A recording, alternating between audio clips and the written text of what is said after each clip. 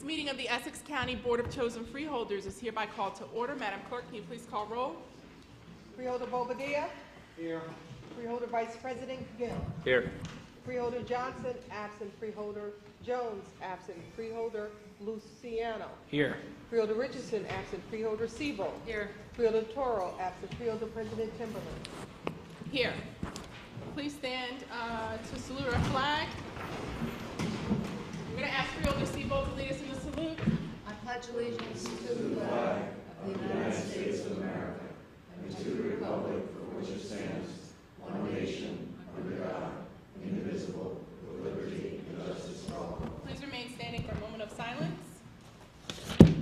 Thank you. I have before me a certification from the clerk that this meeting is indeed in compliance with the Open Public Meetings Act. All right, Madam Clerk. Are there any transcripts to be approved? Madam President, there is one. Conference Board, June 7th, 2017. Okay. Freeholders, do you have any questions or comments regarding the transcripts? All right. Hearing none, do you have a motion and a second to approve the transcript? I'll move it. Moved by Freeholder Siebold. Is there a second? Second. Second by Freeholder Bobadilla. Roll call, Madam Clerk. Freeholder Bobadilla. Yes. Freeholder Vice President Gill. Yes.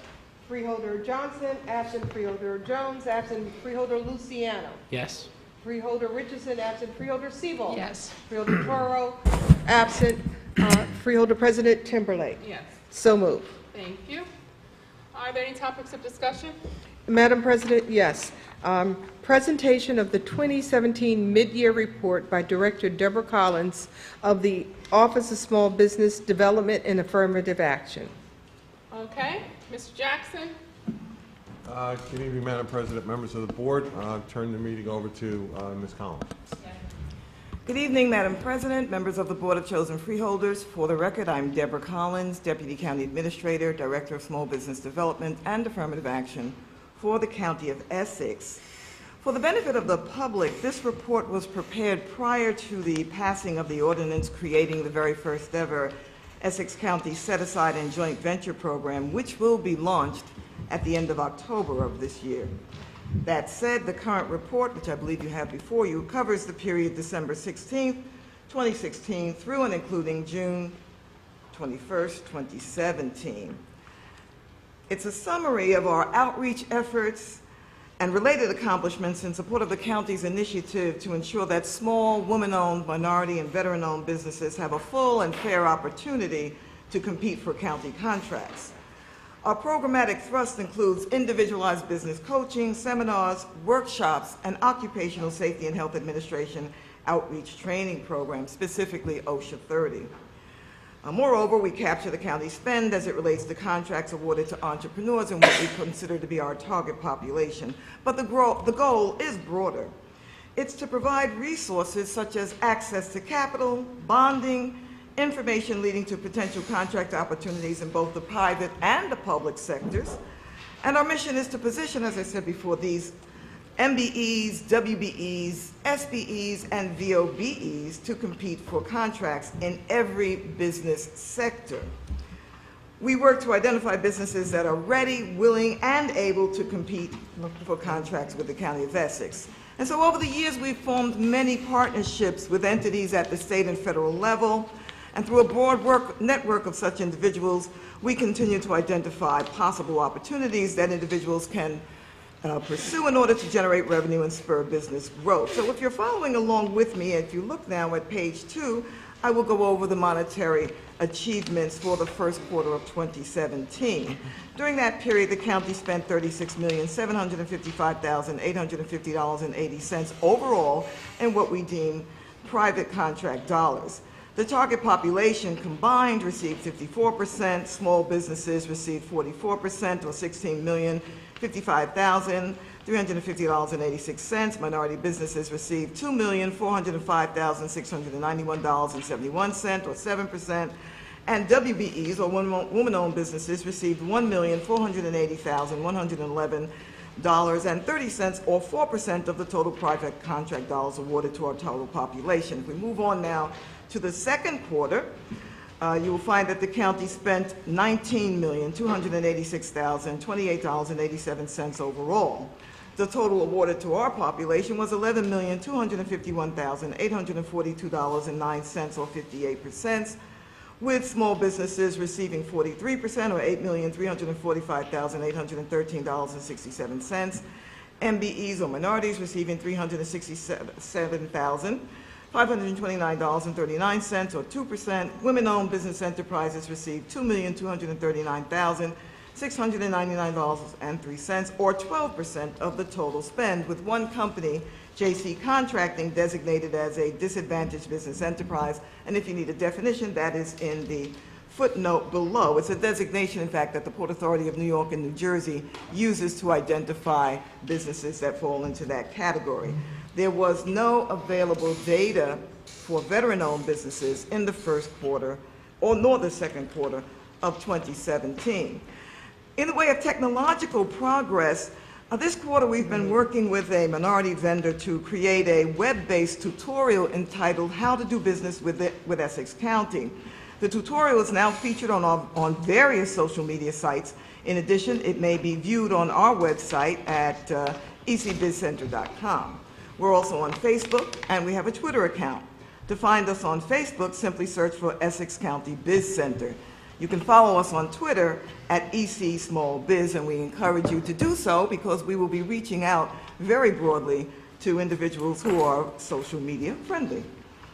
Business owners who visit us for the first time or who are first-time attendees at our seminars are urged to register with us to learn about our resources, and they are many. We capture their information two ways: through an Excel database registry, which we populate by entering the information from a one-page business database form, or by culling their business and contact information from the registration page of our website. In the first 6 months of 2017, as a result of our outreach efforts, 33 business owners registered to do business with the County of Essex. They're now able to utilize our Small Business Development Resource Center and Reference Library, receive invitations to our events, become eligible to submit quotes on opportunities below the bid threshold of $17,500, and of course meet one-on-one with anybody in our office. Many of these registrants, 18 to be exact, signed up through our website. So at present, we have roughly a total of 1,467 registrants overall in the database which our office maintains. Our challenge going forward will be to encourage these businesses to get certified to avail themselves of the set-aside and joint venture program, which will launch in late October. On January 13th, we partnered with the Rutgers Newark, New Jersey Small Business Development Center in support of their annual Business Bazaar and Procurement Expo. This event provided an opportunity for budding and established entrepreneurs to present an abbreviated business plan to supplier diversity specialists in both the public and private sectors. The roundtable format allowed for group questioning and analysis of the owner's sales pitch, revenue-generating ideas, sort of like a Shark Tank, if you're a fan of that show, as I am. Thus, the entrepreneurs received valuable feedback from procurement experts, and as a result, several of these businesses signed up with us this year and submitted registration forms, not only at that event, but at others at which we attended and presented. On March 2nd, we held our annual workshop entitled Estimating Tips for Construction Contractors. At the majority of our workshops, we often will showcase a contractor who's won a contract with the County of Essex, because that person, of course, is familiar with our purchasing and procurement processes and has firsthand experience working on a contract with the County of Essex. And in this case, the presenter was Cindy Malinchak, who successfully bid on contracts with the county, including the very popular carousel at Turtleback Zoo. She's a regular presenter at our workshops. On April 6th, we were guests of Frederica Peterson, the host of a radio program entitled Shifting the Atmosphere. The discussion focused on challenges and opportunities for African American business owners. This exposure has broadened our outreach to business owners throughout the County of Essex, the state of New Jersey, and beyond.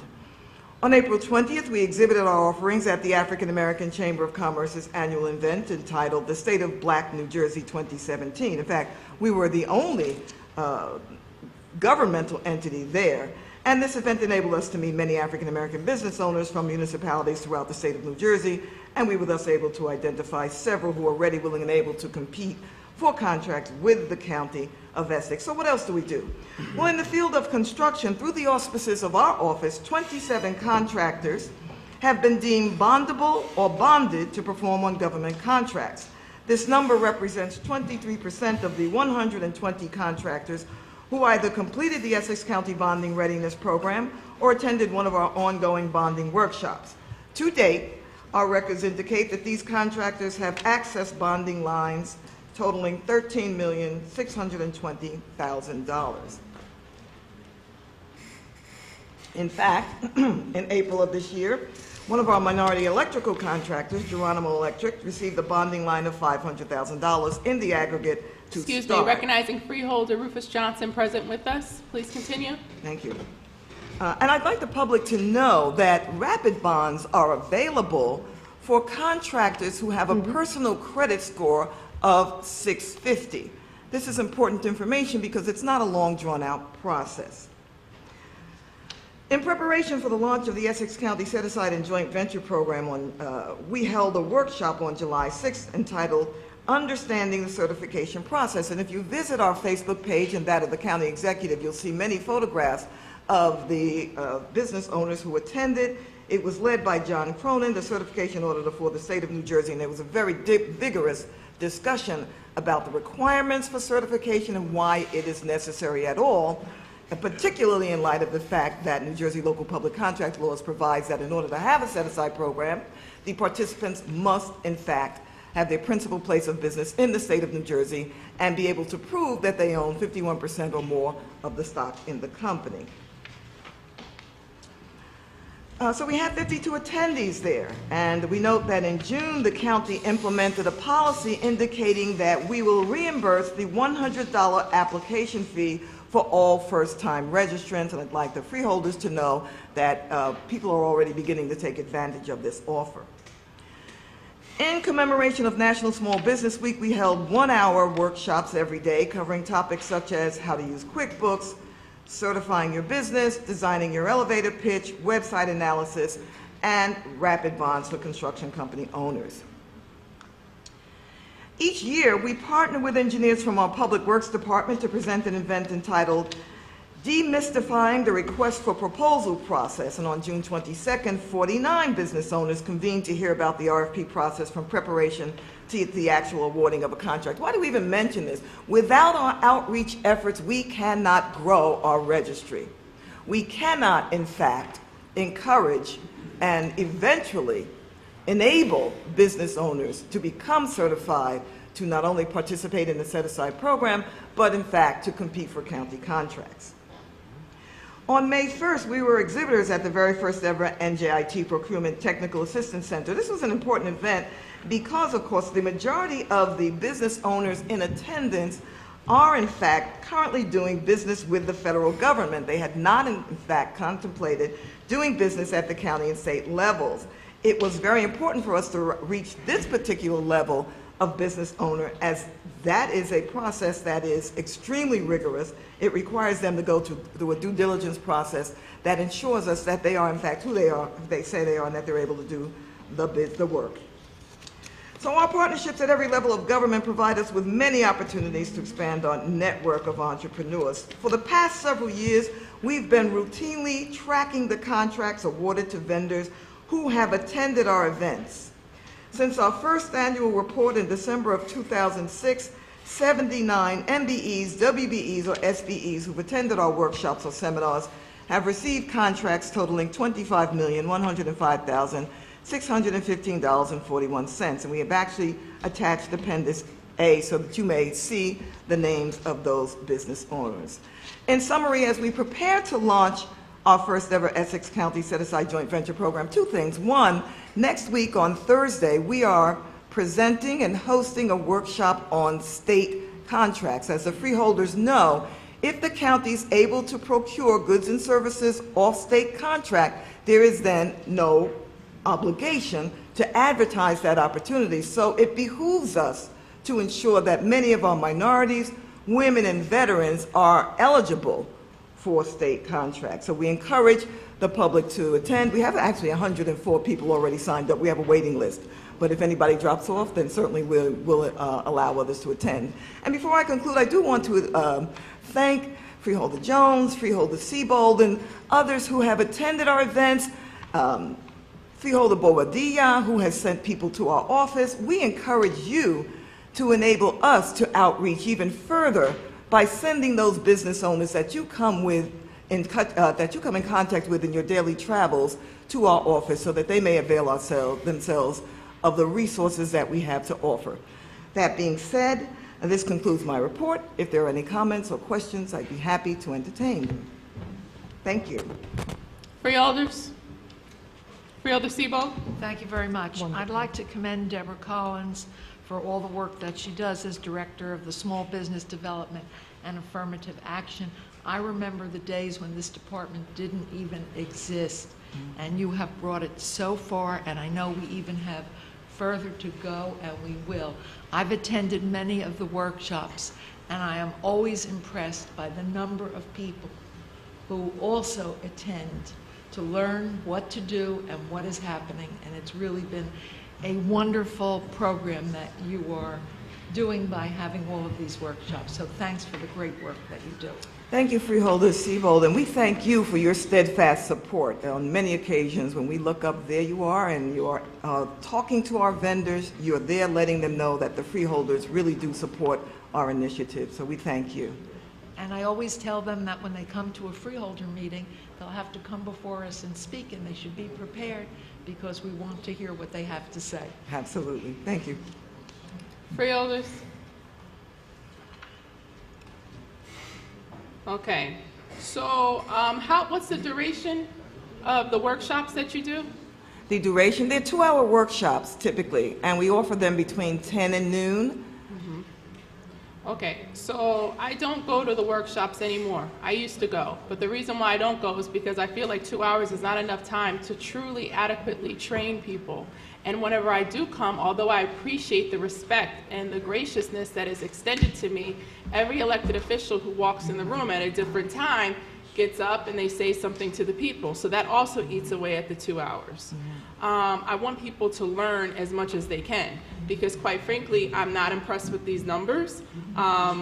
You know, small business enterprise at 44%, okay, we have acknowledged through the ordinance that the freeholders wrote to establish the joint venture set-aside program. We have acknowledged the strong showing in the area of small businesses. How many small businesses make up this number? The 66 million for this quarter. I'll have to get you that number. I don't have it with me. Okay. Do you have an estimate? No, I don't want to estimate. We like to be accurate, so I'll get you an actual number. Okay. Let me see. Is it in the back? Because I think that what's listed in the back, contracts awarded to vendors? Yes. That's just all Yes, from this is an abbreviated report. Okay, so that's just from 2006 to 2016. That's for the entire period of the existence of this office. All right, so if I'd like to make an educated guess, it would probably be maybe no more than 5 contractors that make up that 16,000 for the small businesses. I wouldn't guess. I wouldn't guess at it because Yeah, it's it an does educated depend on guess. the I've seen the numbers. I wrote the ordinance. So the minority business enterprise receives 7%. And the women business enterprise at 4%, and there's no data for veteran-owned businesses. So my thing goes back again to the programs that we're doing. It's great that we're doing them. It's great that we have flyers. It's great that we are represented at the African American Chamber of Commerce, who was absolutely a supporter of the ordinance that we passed 2 weeks ago on July 19th. You know, that stuff is fabulous. It really is.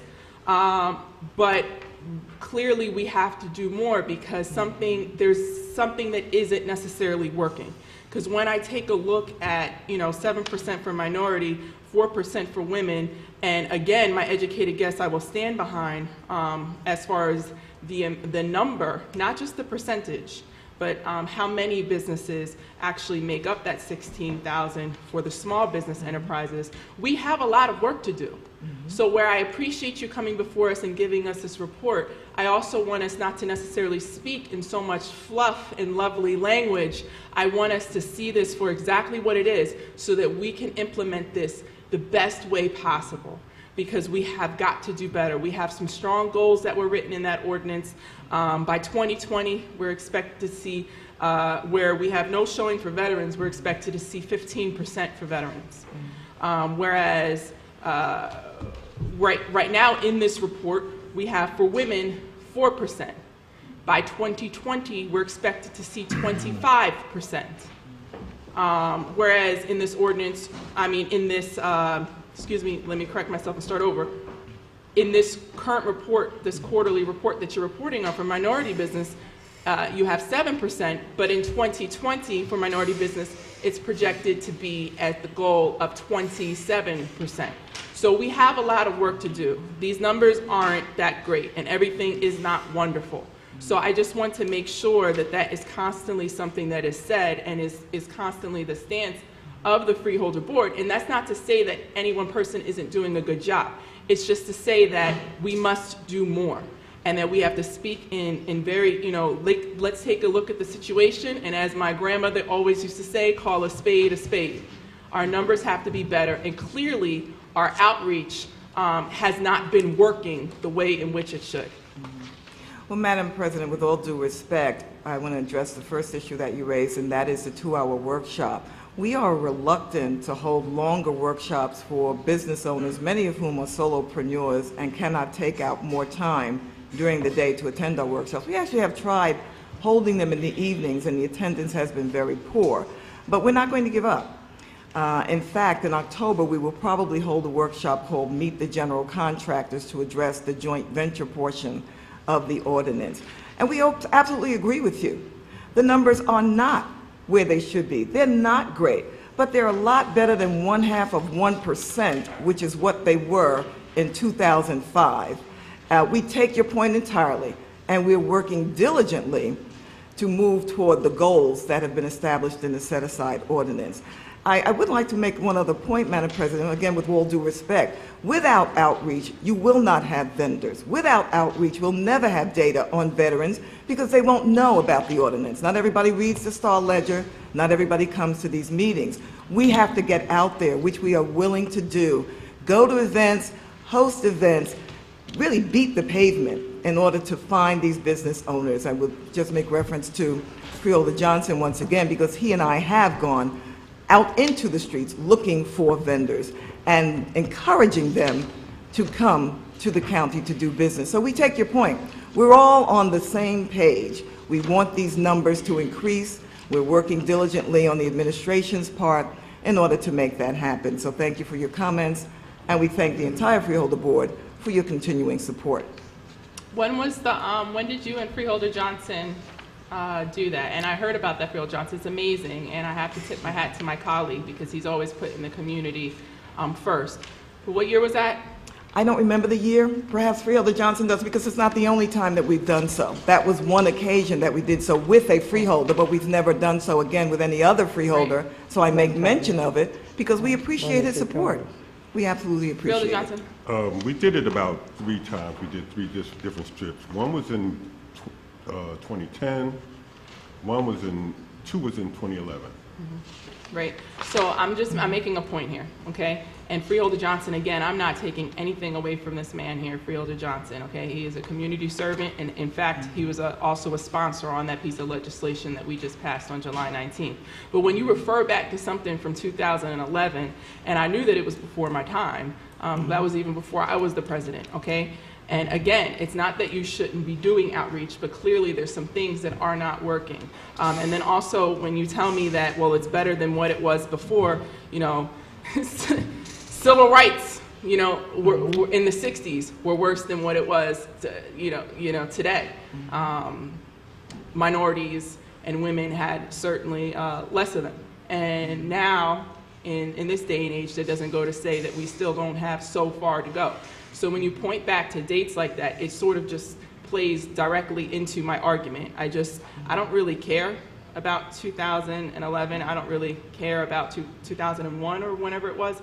I, of course, commend the administration for what they are doing. I do know that the administration has its commitment. The ordinance we passed on July 19th was endorsed by the county executive as well. Mm-hmm. But I'm pretty much through with the fluff. It is what it is. A spade is a spade. We need to do more. And clearly what we are doing, although the outreach, it just needs to be stepped up in some way, shape, or form in order for these numbers to increase and in order for us to meet our goals for that ordinance. So with that said, we will close this topic of discussion. Unless my colleagues have anything to add, I don't see any hands. We thank you so much for coming in to report. Madam Clerk, we're going to move to public comment. Thank you. Are there any members of the public wishing to comment on agenda items only? Are there any members of the public wishing to comment on any issue at all? Please come forward, state your name and affiliation for the record. Jeff, move the mic out. And you'll have 3 minutes to speak, monitored by the clock to my right. How you doing, Mr. Cowboy? Fine, thank you. I'm all right, Cowboy. Freeholder. I'm a district leader, 48th district. Have a company, the home of Cowboy Ranch House, which I really appreciate hearing what is going on here today, and with the scholarships that was granted to the ones that are getting scholarships for going on to college, which I was, it was just showing me the thankfulness of my family, that I have, well, I have 8 kids, but my daughter, my second daughter, has 4 kids that 2 graduated from college. One graduated from Romapole this year, and he spent almost 10 years in college to make sure that he got what he had to get. And 2 of her kids, my grandkids, graduated from high school that got scholarships from being smart. The one that had was in high school has graduated with honors from scholarship from having getting into. They even want to go to Howard because she had got all A's from grammar school all the way up to through high school. And my and the twin of my graduated from with high honors in basketball, which he got scholarship going on for basketball, which I'm very pleased. And my daughter had got she just got what do you call it from high school. I mean, she just got she didn't graduate from high school, but she went through getting finished school. But anyway, I have dyslexia when I was born, and I see that things aren't the way that I can understand things in words, and I could see that what I'm a seer, and I see things that where in your name I see that Brittany and Timberlake, which I had mentioned before, and it's all in your name, and it was and I'll mention it again, break a knee now, timber, and a timber is that falling into the lake, and a lake is the water, and that's the word, and that's why you are the president and doing what you're doing, breaking it down to where you're getting everything that is to be gotten out of this board, and I really appreciate that. And I would like to say that I honor you in what you're doing and the way you're doing things, but you're only one, and it has to be people joining with you to who you are and what you're about to follow through on these plans. And I like hearing what you're saying, the breakdown of getting things done in the right way to help the poor all the way up to who we are as people. Thank you. Thank you, Mr. Cowboy. I didn't anticipate poetry. Thank you. Please step forward, state your name and affiliation for the record, and you'll have 3 minutes to speak, monitored by the clock to my right. All right. Hi.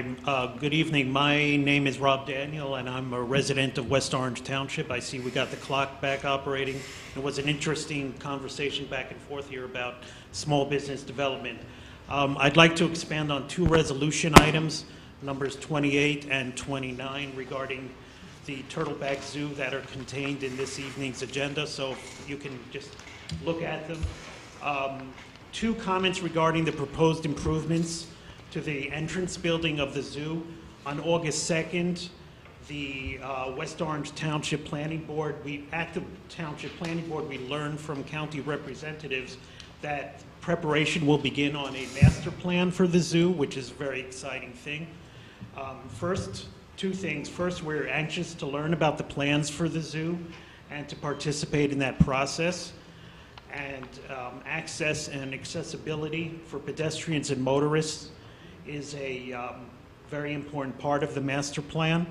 And second, as I mentioned it last month, you guys may be familiar, may recognize me, that we were going to be sending a letter to the county executive, which we actually did, and it's a request to use some of the money in the Recreation and Open Space Trust to improve access to the South Mountain Recreation Complex, which includes the lovely zoo, and this would be used to improve access for pedestrians. So we look forward to the upcoming improvements at the zoo, as they provide a wonderful asset to our county and to the township. Nonetheless, the nuance of pedestrian access needs some improvement going forward. We'll be sending a copy of the letter that we sent to Joe D. to the freeholders that are present tonight, and I'd like to thank you for the time, and I see I still have 1 minute left, so thank you and have a good evening. Thank you so much. And we will respond to any of your questions or concerns in writing within the next 7 days. We thank you so much for coming and for the courage to speak out about what is important to you. Are there any other members of the public wishing to comment on any issue at all? Okay. Hearing none. Madam Clerk, Close it. we are now going to be closing public comment session. Do we have any ordinances on introduction and first reading? Madam President, we have one. Ordinance 1, refunding bond ordinance, providing for the refunding of certain general obligations, refunding of bonds of the County of Essex, New Jersey, appropriation of $17,500,000, therefore authorizing the issuance of $17,500,000 bond or notes of the county for financing the cost thereof. Mr. Jackson? Madam President, Mr. Acker is here to explain this item. Thank you, Robert. Mark Acker, Director of Department of Administration and Finance. Good evening, freeholders. As you may recall, back in early June, this board adopted a resolution authorizing the Improvement Authority to issue $43,250,000 of refunding bonds to effectively take out a small portion of their 2005 bonds that are outstanding and a larger portion of their 2007 bonds that are outstanding. At the time, I indicated that we were looking at huge savings of approximately $5.4 million, or in excess of 14% of net present value savings. And I know that latter fact doesn't necessarily register, but to be able to effectively sell refunding bonds in the state, we have to have at least 3% net present value savings. And again, we're talking in excess of 14%. One last piece of the puzzle before the Improvement Authority sells those bonds in mid to second or third week in September is this refunding ordinance. There was a small part of the initial 2007 bonds that the Improvement Authority had outstanding that involved a county bond. This ordinance will allow that to be refunded and all wrapped into the overall $43,250,000 Improvement Authority refunding. Thank you. Mr. McInerney? Yeah, I spoke to Mr. Acker today about this, and also to John Drakowitz, our bond counsel. And it's really two pieces. One piece is with the ECA, one piece is with the county. On a combined basis, the savings is $5.2 million. The county is responsible for both pieces. The piece that's with the county is our obligation bonds. The piece with the ECA is what the county owes on lease agreements from the past. But the savings here runs from reducing the interest rates from 5% and over 5%, about 5.25%, down to below 2 and below. So there is a significant amount of savings that the county will ignore over the terms of this bond. Roughly, when we looked at the schedule, is roughly about $1 million a year, $800,000 to $1 million a year over the term of these bonds. Thank you. Mr. Armanian? Yes, thank you, Madam President. Just for purposes of clarifying the record, this matter was previously discussed, and it's on today just for the... No, it's the next one. Oh, I'm sorry. That was discussing leadership. Yeah, that was discussed in leadership. It's, I have no comment with respect to that matter. All right. Freeholders? All right, hearing none. Is there a motion and second to introduce this ordinance? I'll move it. Moved by Freeholder Siebold. Is there a second? Second. Second by Freeholder Bobadilla. Roll call, Madam Clerk. Freeholder Toro, absent. Freeholder Siebel. Yes. Freeholder Richardson, absent. Freeholder Luciano. Yes. Freeholder Jones, absent. Freeholder Johnson. Yes. Freeholder Vice President Gill. Yes. Freeholder Bobadilla. Yes. Freeholder President Timberlake. Yes. So moved. Thank you. Now we're moving to, Madam Clerk, ordinances and resolution on second reading and public hearing. Listing. For listing only. Yes, Madam President, we have one. Ordinance number O-2017-0004. Ordinance authorizing the execution, acknowledgement, and delivery of the county of certain agreements in connection with the Essex County Improvement Authority not to exceed $43,250,000 project consolidation revenue refunding bond series 2017 refunding project. Madam President, may we refer to a deputy counsel? Yes. Mr. Ayala? Yes, Madam President, that this particular matter is only here for purpose of just recording the vote. It was discussed previously by way of second hearing. Thank you. All right.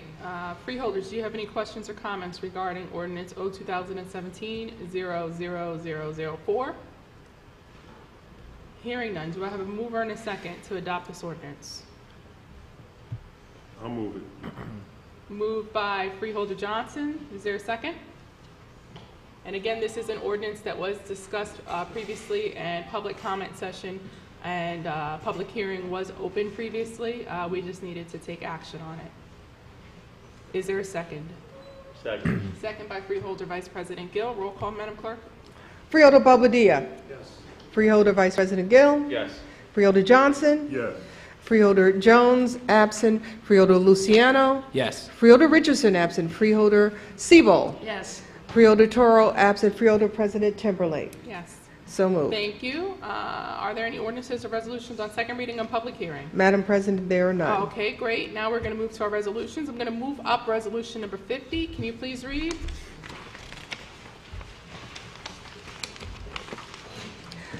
Resolution 50. Department of Corrections approval of memorandum of agreement between the State of New Jersey Department of Corrections and the County of Essex for the housing establishment of a re-entry program in the Essex County Correctional Facility. Okay. Mr. Jackson? Madam President, Director Ortiz and his team are here to explain, but I wanted to take the opportunity to thank you and Madam Clerk for pulling this item up to accommodate our staff member. We appreciate it. Thank you. Absolutely. Director. Good evening, freeholders. I'm pleased, Al Ortiz, Director, Essex County Correctional Facility, and with me I have my Program Director, Ms. Virginia Dudley, and we're pleased to be here tonight to seek the approval of this Memorandum of Understanding with the Department of Corrections. It's both beneficial to the residents of the county, where we will train individuals in the reentry process of getting back into society, and also is beneficial to the county. We can answer any question you have. Okay. Mr. McInerney? This contract is for 1 year, stipulating that the participants in this program will be, the county will be paid $138 per day for the period of time that they are in this program at the county facility. That is correct. So that said, there are two other items within the contract, both considered somewhat administrative fees. One is for $600,000 for startup costs of the program, and another for administrative fees of $300,000. That's $900,000. The contract is not to exceed $6 million, so that $900,000 is included in the $6 million, or in addition to the $6 million? No, it's included in, there is no cost to this program. Okay, so there's $5,100,000 available for the $138 per day rate, correct? That is correct. Okay.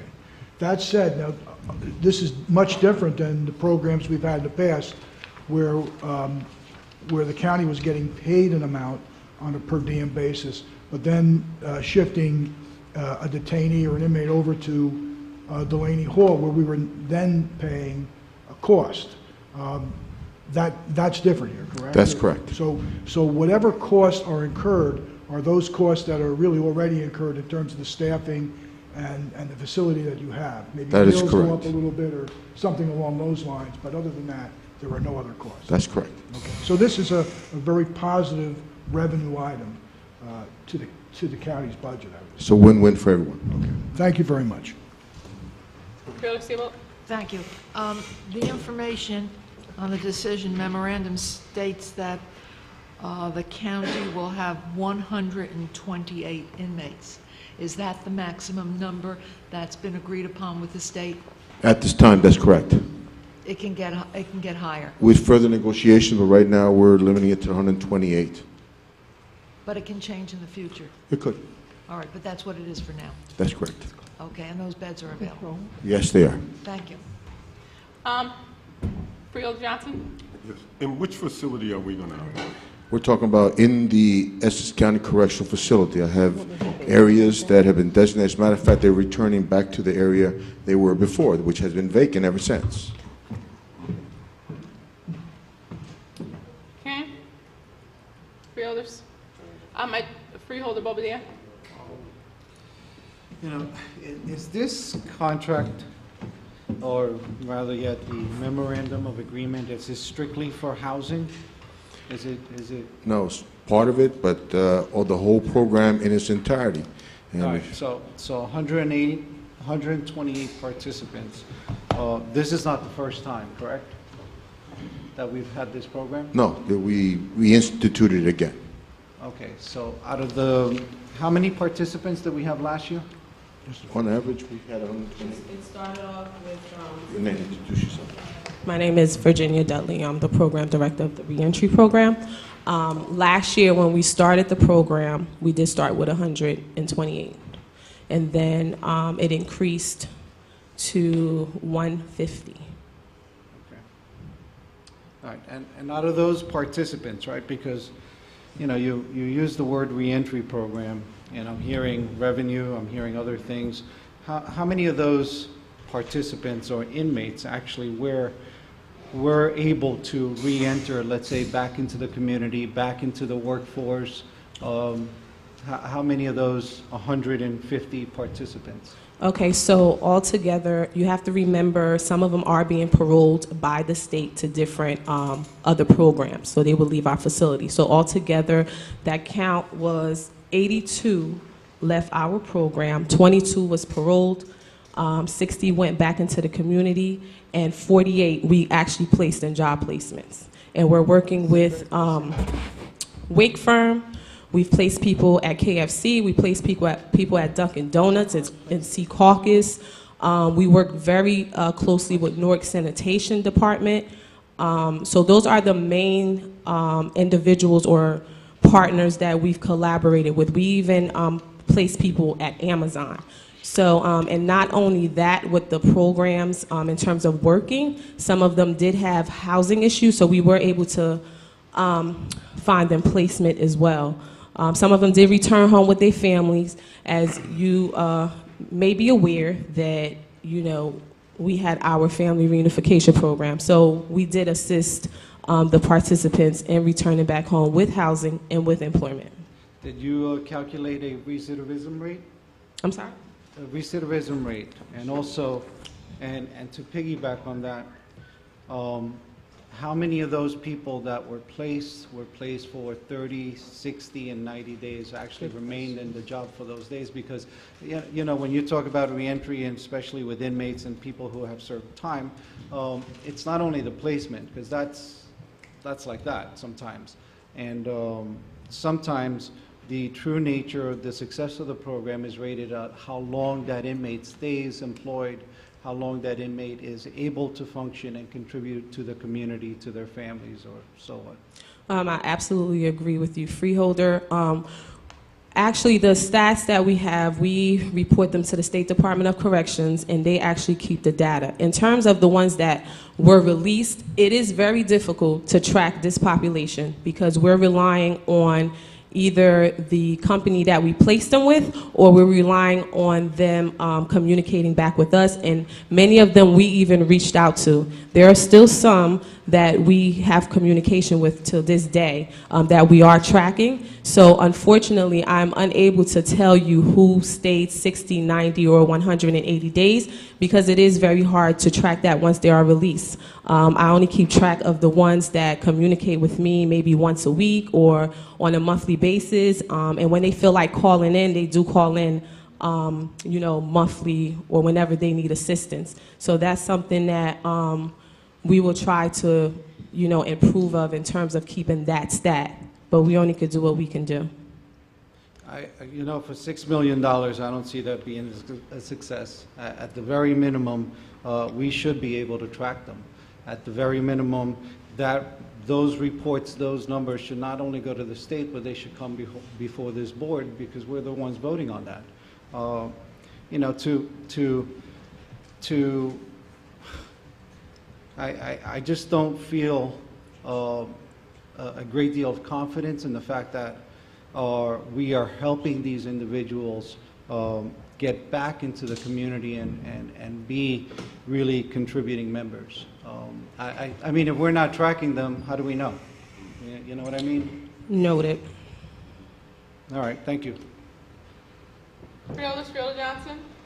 For the record, I would like for the clerk to set us up a meeting of our correctional committee, public safety, because I think there's some things that we need to sit in there and have some discussions on.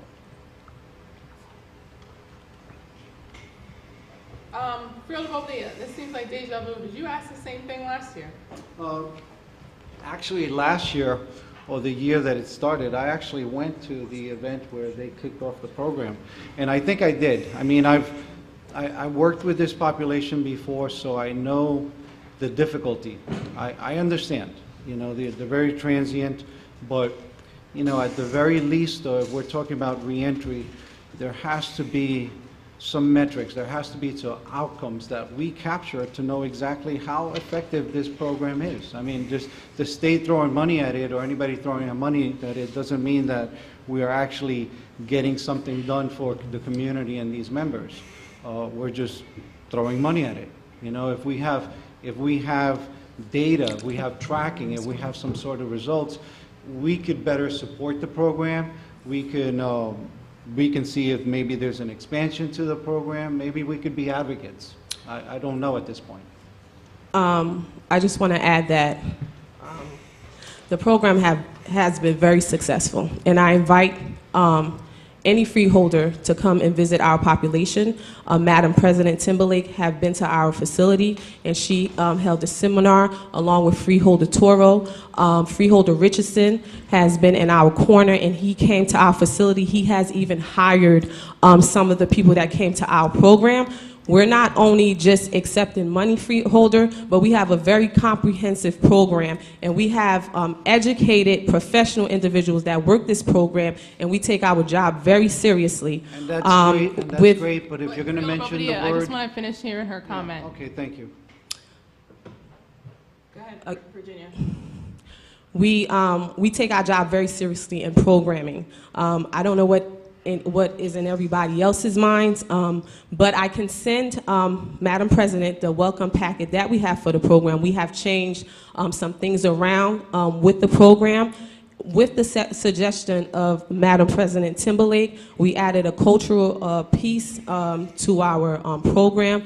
We even had a Black History Month play for our population. So we're not just sitting there housing these individuals. We have people from the community that we work with. We work with the Division of Training and Employment Services who come to our facility. We work with the city of Newark. The mayor have come to our facility on several occasions to lecture. The city of Newark have provided workshop for our guys. So we're not just, we even held job interviews there from SharpRite. SharpRite came to our facility and held job interviews there with our participants. So again, I understand your concern in terms of tracking. We do what we can, but this program has been successful. You can call every single family member that we speak to every day. We have a family reunification program. We have reunited families and children. We have reunited participants that haven't seen their kids in 5 years or 10 years because they've been incarcerated for 30 years. Matter of fact, we had a gentleman,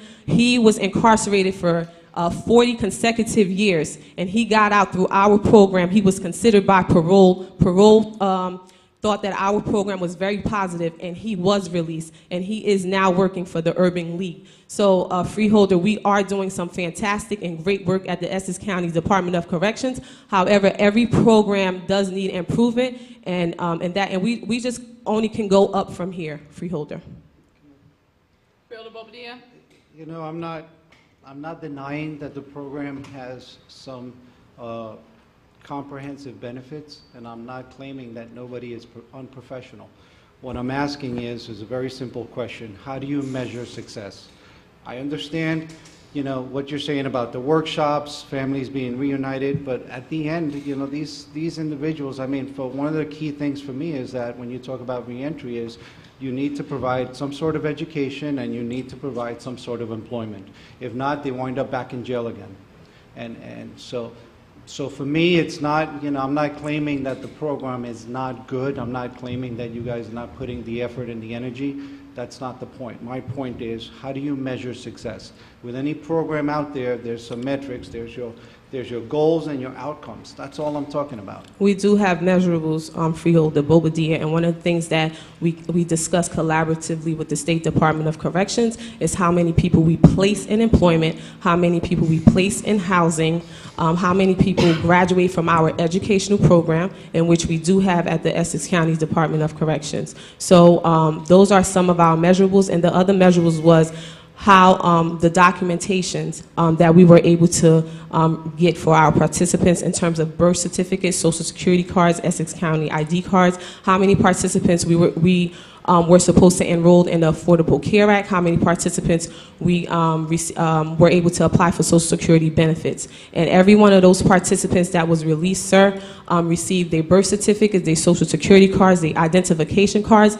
And again, like I said, out of 60, 48, we did place in employment. So those were the measurables that we came up with the State Department of Corrections. And during that time, we had 28 individuals that were in the education program, and out of that 28, 16 of them graduated and were able to take the GED test and receive their high school diploma. Those was just our measurables. So if we need to discuss new measurables, that's something that we're willing to do.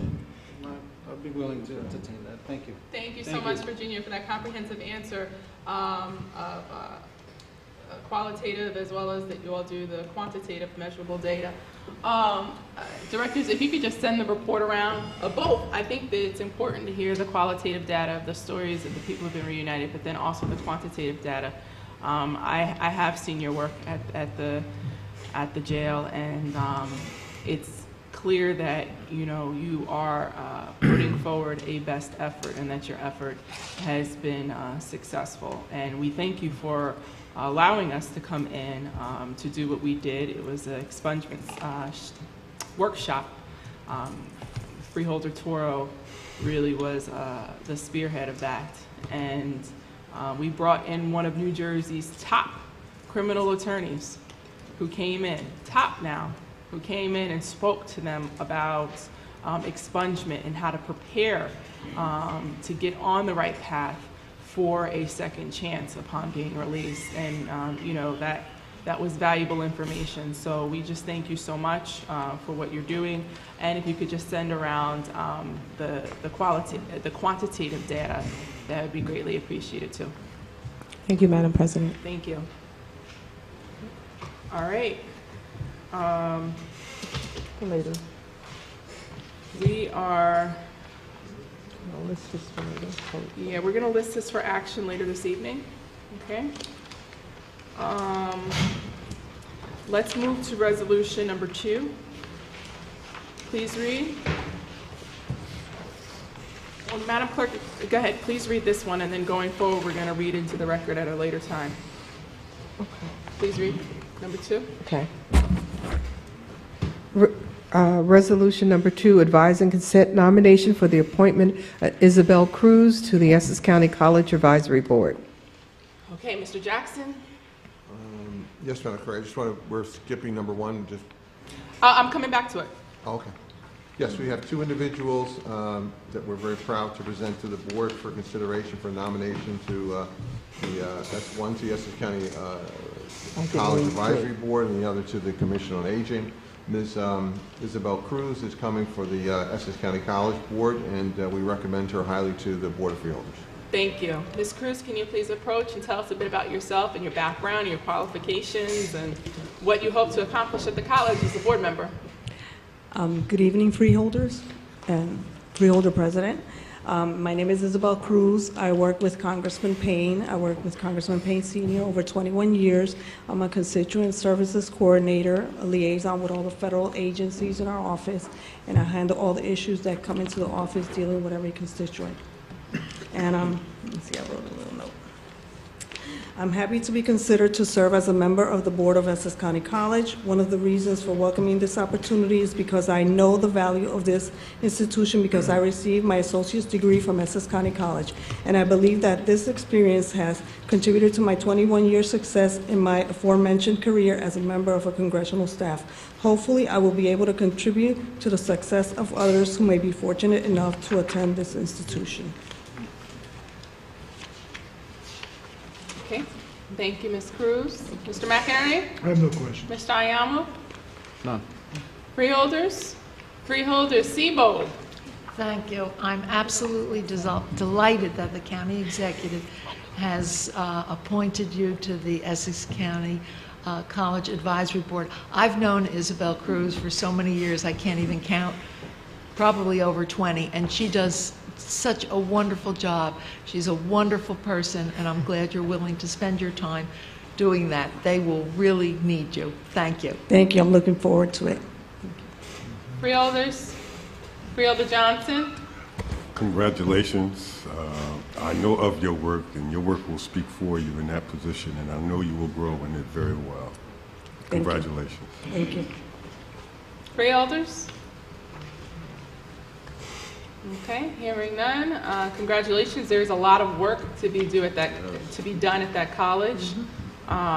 The thing that is most important to me, and I'm sure also my colleagues, is making sure that that graduation rate goes up. Yes. And that those students are serviced the best way possible, because oftentimes, as you know, Essex County College is the first stop for people who are either looking to save money before they go to a 4-year institution, or who are there because this is their only shot at an education and needed an affordable community college in order to do that.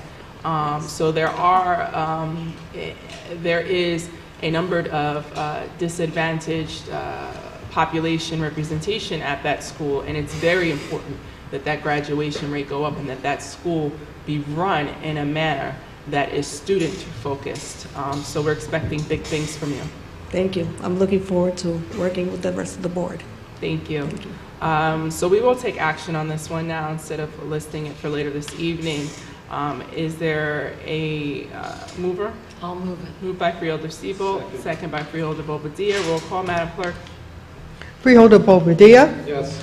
Freeholder Vice President Gill. Yes.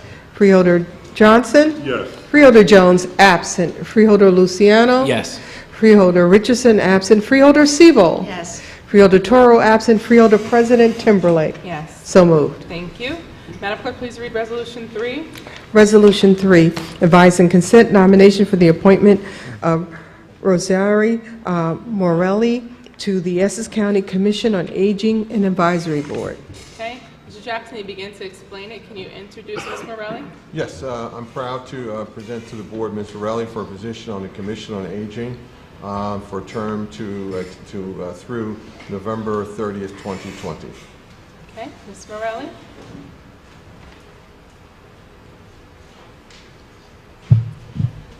Good evening, Madam President, members of the board. I want to thank you all, and I want to especially thank the our Essex County executive for considering me for this position. I'm honored, I'm humbled, and really energized because he does a tremendous job for our seniors, and I would like to take a part in it. Thank you so much, Ms. Morelli. Mr. McInerney? No questions. Mr. Ayamu? No question. Freeholders? Freeholder Siebold? Thank you. I don't know if you remember, because years ago, when I was teaching in West Orange, I met you because you were very active in the community, and we were at meetings together, and I'm delighted that the county executive has chosen you to participate on this committee. Well, thank you so much. I really appreciate that. Coming from you, it's a real honor. Thank you. Thank you. Do you remember me? Yes, I do. Oh, good. Well, I saw you at, I'm friendly with Marjorie Heller. Okay. And she's precious, she's a gem, and chip off the old block, I guess. You're related. Thank you. All right, Freeholders, thank you for your commitment and service to the community. It's a very important advisory board. And I don't call you seniors, you're seasoned citizens. So is there a mover and a second? I'll move it. Moved by Freeholder Siebold. Is there a second? Second. Second by Freeholder Vice President Gill. Roll call, Madam Clerk. Freeholder Toro absent. Freeholder Siebel. Yes. Freeholder Richardson absent. Freeholder Luciano. Yes. Freeholder Jones absent. Freeholder Johnson. Yes. Freeholder Vice President Gill. Yes. Freeholder Bobadilla. Yes. Freeholder President Timberlake. Yes, So moved. absolutely. Thank you very much. Thank you.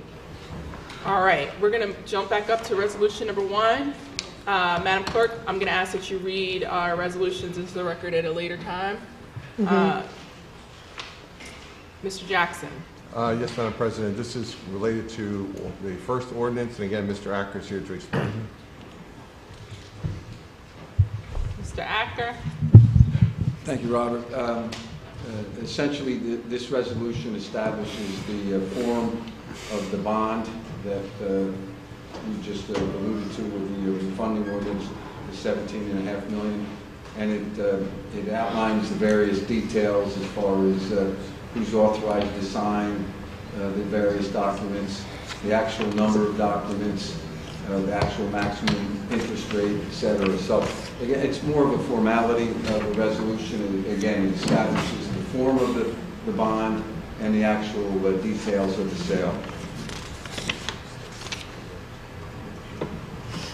All right. Mr. Acker, thank you. Mr. McInerney?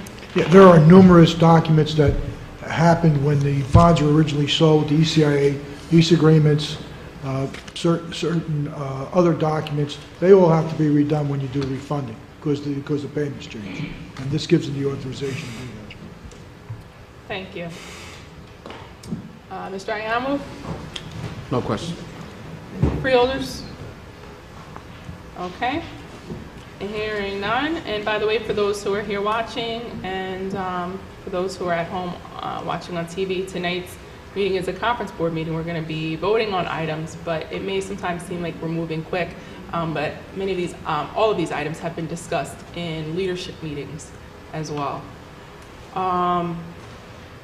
Hearing none, we're going to list it for action later this evening. Thank you.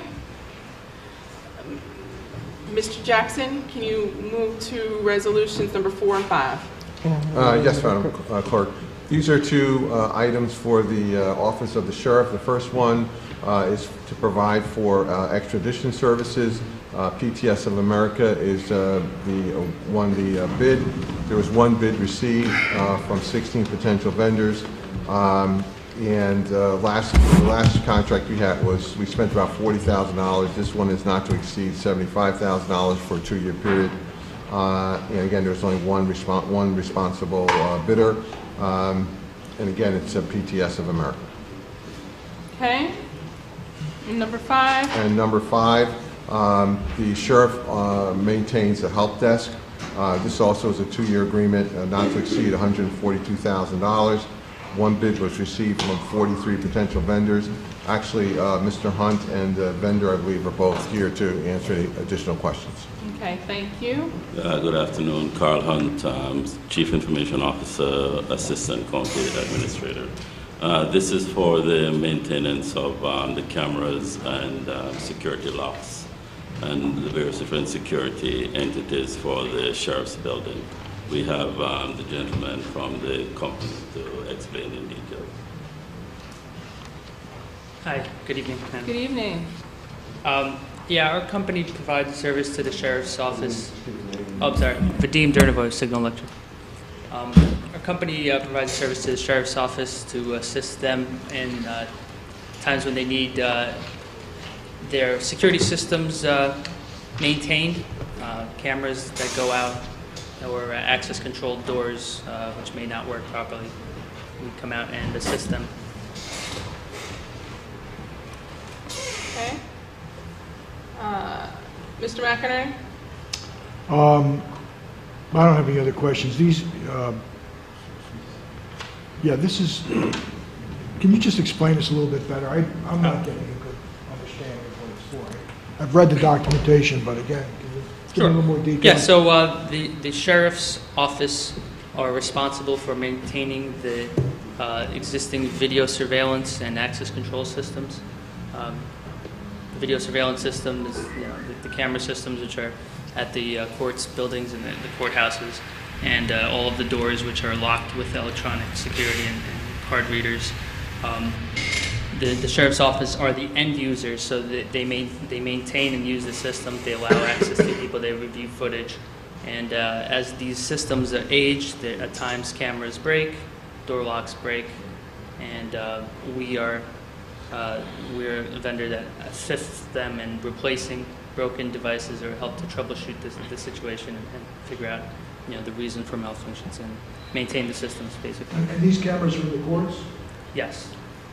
Why did it go from 40,000 to 75,000? No, I believe it's been 142,000. I think that might be a different contract. Through you, Madam President, the previous contract actually was for $150,000, and I'm sorry, I'm looking at the wrong one. Last contract, yes, was $150,000, and this one's for an amount not to exceed $142,000. Where did the 40,000 come from? That was for item 4. Oh, that was the first one. Yes, yeah. Okay. Okay. Mr. McInerney, is that sufficient? I'm glad that you asked for clarity, because that was going to be my next question after my colleagues. Freeholders? Mr. Ayamo? None. Until the later time, 4 and 5. And thank you. So we're going to be taking action on resolutions 4 and 5, and also reading them again into the record at a later time. We'll be taking action later this evening. Madam Clerk, we're going to be reading into the record every resolution at a later time on this agenda. So, Madam President, that's 4 through 50. Through 50. Yes. Okay. Thank Well, you. well, we read 50. 49. So it's 4 through 31 to read at a later time, Madam President, and 33 through 49 at a later time. Yes. All right. Mr. Jackson, number 6. Yes, Madam President. We have our Office of Management Budget. We have a financial system, Superior. that we need some additional upgrades for, and the amount not to exceed $59,000. And again, Mr. CEO, Mr. Hunt is here to explain. Mr. Hunt. Carl Hunt, Chief Information Officer, Assistant Administrator. This is for some additional features that we need to turn up on the computer system that we use in the HD system, which is now the system that the finance use to perform better records and reporting. What had happened was that when we first looked at it and we worked with Superior, they had given us a price to do it, but later on as we looked into what it was needed for us to get the type of reports and assistance for the financial department, we realized that we needed to do some additional upgrades. Okay. Mr. McInerney? This is coming out of capital financing as well. Yes. No. Okay. I don't have any questions. Mr. Ayamu? No question. Freeholders? Okay, thank you, Mr. Hunt. Please list it. Please move to resolution number 7. And Mr. Jackson, please explain. Yes, Madam Clerk. Ms. Maurer is here to explain our Municipal Alliance grant for 2018. Good evening, Madam President and Freeholders. I'm glad to be here. I'm standing in for our Director, Sue Ortiz-Hands.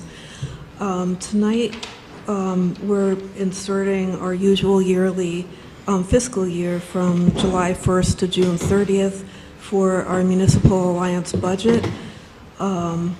We have a slight change to the budget this year in that the Governor's Coalition on Alcohol and Drug Abuse cut our budget by 1% because they, in addition to our municipality activities, they wanted us to have some more countywide approaches. Just to speak to that a little bit, we have some wonderful things planned countywide. We started to do some things already. We've already had an Narcan training to help people be first responders for opioid overdose. In November, we're having a special night to bring parents and children together so that this will promote, it's called a night of conversation, and that'll promote family conversations related to medication misuse and heroin addiction, bringing parents and children together, and with the attempt that bonding in that way will help open channels of communication for the parents to help support their children to remain drug-free. And I'm not sure what else I can add except to say that we have 20 municipalities participating right now in our Municipal Alliance, at 20 out of 22. It may look like 19 on one sheet we prepared that will be for another meeting, but 2 towns are in an alliance together. They're in a consortium together. I'm not sure what else to add, except that the towns, the 2 towns that are not participating, we're working very hard with those municipalities to get them on board. So we're not giving up on them, we're really actively trying to engage them. And I think that's about as overview, a good an overview as I can give. Thank you so much. It was very concise and informative. Thank you. Mr. McInerney? I have no questions. Mr. Anyamu? Just a point of clarification. You mentioned the funding was reduced because you needed to do more countywide programs. Yes. I just didn't understand that. I thought would it be increased so you could do more countywide programs? It would increase the amount of people reached. For example, one of the things we do some of the things we do countywide that you may have heard of are drug take-back days for medicines that should be out of people's medicine cabinets where teenagers and other children should not be reaching them. And we have different stations, often at police stations, to collect these either old or unused prescriptions. So we do the county take-back days countywide. We do brown bag events where senior citizens bring their medications from home. Some of them are also expired and sitting around. And we have pharmacists help them sort through their medicines and discard, dangerous ones so that they don't get confused and take the wrong drugs. We've got the Youth Symposium where we partner with the Essex County Prosecutor's Office, where it's a youth symposium. That's a full-day conference with interactive workshops on making positive choices. We've got the Summer Youth Program, which we also partner with the Prosecutor's Office. So those are some examples of some of the county-wide things that we do that aren't only specific to a tiny community. I hope that helps. Mr. Amabus, is that sufficient? That's sufficient. Freeholder Seabold? Thank you. I have a question. This relates to Newark. I know that Newark has chosen not to participate and receive funding from the county, and for years we have always wanted Newark to be part of it, and you indicated that you're working on it. But I just wanted to be clear about one thing. Newark does not get money directly from the state for this program? That I cannot answer. I apologize. I don't have that specified of detail, but I can certainly find out. The other town that is not participating at this time is Essex Fells. I know that. Yeah.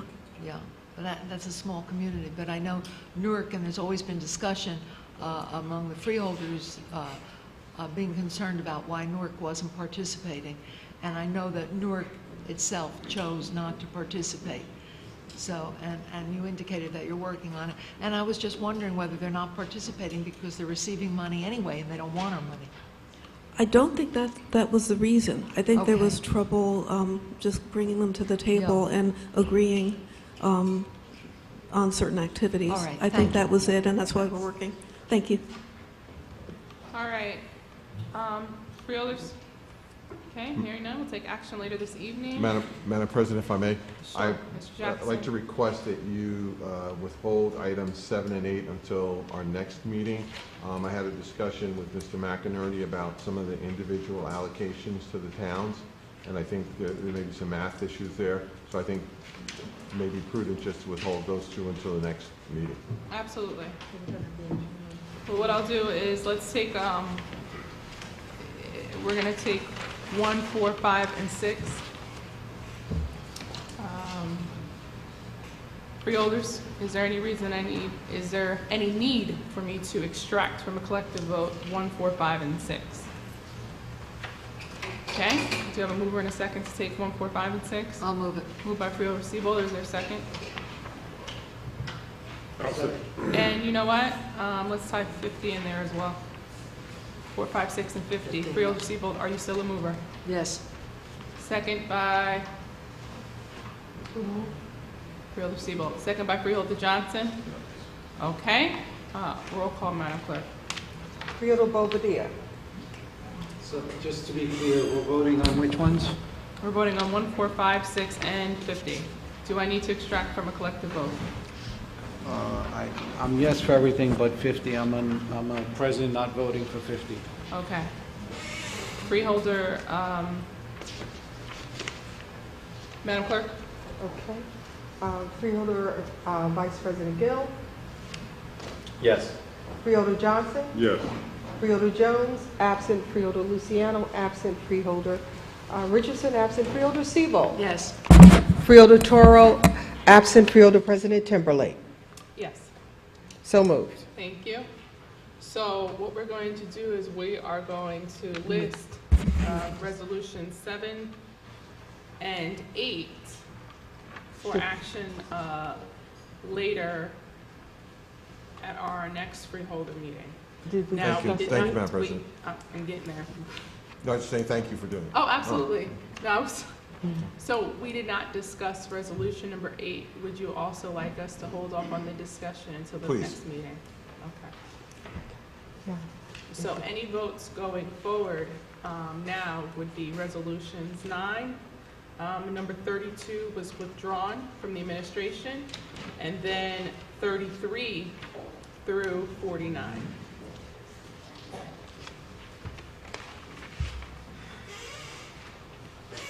Mr. Jackson, can you please explain resolutions number 9 through 11? Happy to. In fact, Mr. Zates from, Josh is here from the Parks Department to explain with the various vendors for items 9 through 11. Joshua Zates, Essex County Parks. Good evening, Freeholder Board. Through you, Madam President. Number 9 is a landscape maintenance contract with Sugar Property Services. It is for landscape maintenance in the South Mountain Recreation Complex. It includes everything outside of the zoo, the Orange Reservoir area, the playground, the McLuhan's Boathouse, mini golf, and we do have Sugar here if you have any questions.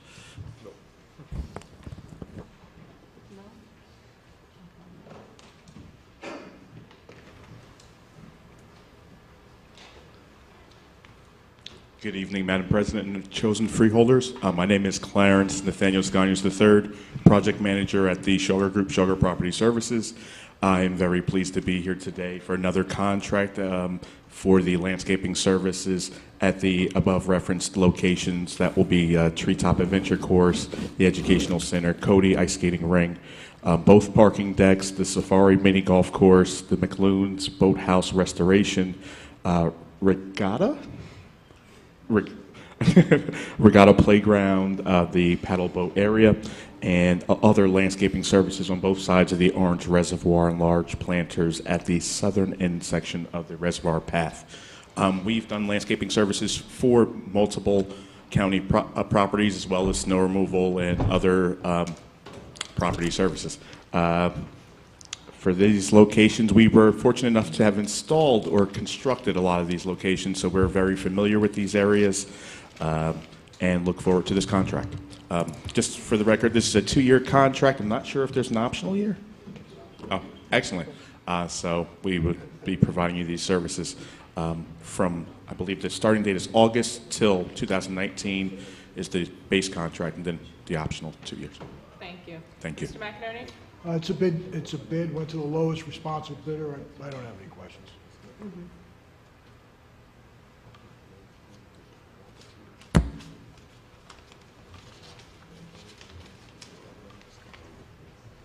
Freeholder Seabold? Thank you. Wait, Sugar. 1 second, Mr. McInerney, were you finished? Yes, yes. I thought you said, wait a minute. No. No? Okay, I apologize. I Freeholder myself Seabold? I was waiting. That's what I was doing. I'm Sugar sorry, Property I've Services. been known to talk to myself this time. Sugar Property Services does a wonderful job, and I'm really happy that you received this contract. You do a great job. Thank you. All the work you do in the county. All right. Mr. Ayamu? No question. Freeholders? All right, please list it for action later this evening. Mr. Jackson? Mr. Zates. Joshua Zates, Essex County Parks. Number 10 is a contract award to the 7 lowest responsible bidders for various pesticides, fertilizer, grass seed, sod products throughout the park system. It's a 12-month contract. We will be using this contract to purchase the physical pesticides, fertilizers, what have you, and then within the park staff, we have 7 licensed employees who are certified to spray these various pesticides. Should I go on? Sure. Number 11? Number 11 is a contract agreement with Hudson Community Enterprises. This is for security services over at the zoo for after hours. It'll be from 4 p.m. to 7 a.m., 7 days a week. It is an unarmed security guard. Prior to this, we have not had such a service. We used to have an employee who would stay on staff till about midnight, but this will take us all the way up until 7 a.m. when the zoo personnel start their day. Okay, thank you. We're actually going to jump to 26 and 28 as well, which I assume that you're also here for, Josh. And 30. Thank you, Madam Chair. Number 26 is a freeholder authorization to use the Recreation and Open Space Trust Fund for the Riverbank Park Baseball Field project. The project will include for the baseball field, ticket management and ticket dispensing, I'm sorry, I'm reading the wrong one. Replace existing natural grass baseball field, replace the scoreboard, perimeter fencing, outfield, infield, safety zones, dugouts, bullpen, practice field, and some separate items for our maintenance staff to store some various equipment. All right. Mr. Jackson, I know that 27 and 29 coincide with 26 and 28. So, Mr. Jackson, can you please explain those? Again, I'm going to defer to Mr. Zates for those. You said 27 through And 29. 27, actually 27, 28, and 29 are all connected. Right, so we did 26 and 28, which is the parks. So 27 and 29 is yeah. the public works. So, Mr. Zates. I know it's it's related. So you want to go ahead, Josh? You want to? Josh will do 27, and Sanjeev will do 29. Okay, perfect. So I'm just a little confused. A lot of numbers running around. I did 26, 27. 26 is the funding mechanism for 27, and then 28 and 29 are related. So would you like me to go to 27 or 28? 27. 27. Yeah, as I mentioned, 27 is the actual contract award for the baseball field design. It's with Mott McDonald for $69,800, and as mentioned in number 26, that is going to be paid out of the Open Space Trust Fund. All right. Thank you. Mr. McInerney? No questions. Questions or comments for Josh thus far? Okay. Mr. Yamu? None. Freeholders? I'm just referring to you as my legal person, because I Okay. can't be sure. And then you said Sanjeev is going to come up for 29? Oh, yes, Madam President. Okay, because I know 29 is interrelated with 28. 28. Well, if you want, Mr. Zates can handle it, too. He's a man of many talents. Well, listen, what is Sanjeev here for? Sanjeev, you just came to hear my voice? He's assistant. He's Josh's assistant. You can come on up.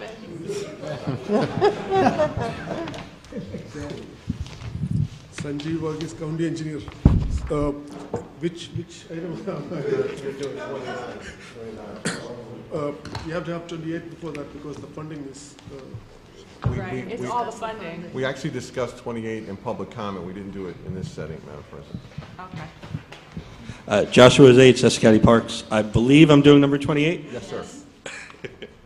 Sure. Number 28 is the funding mechanism, also from the Open Space Trust Fund.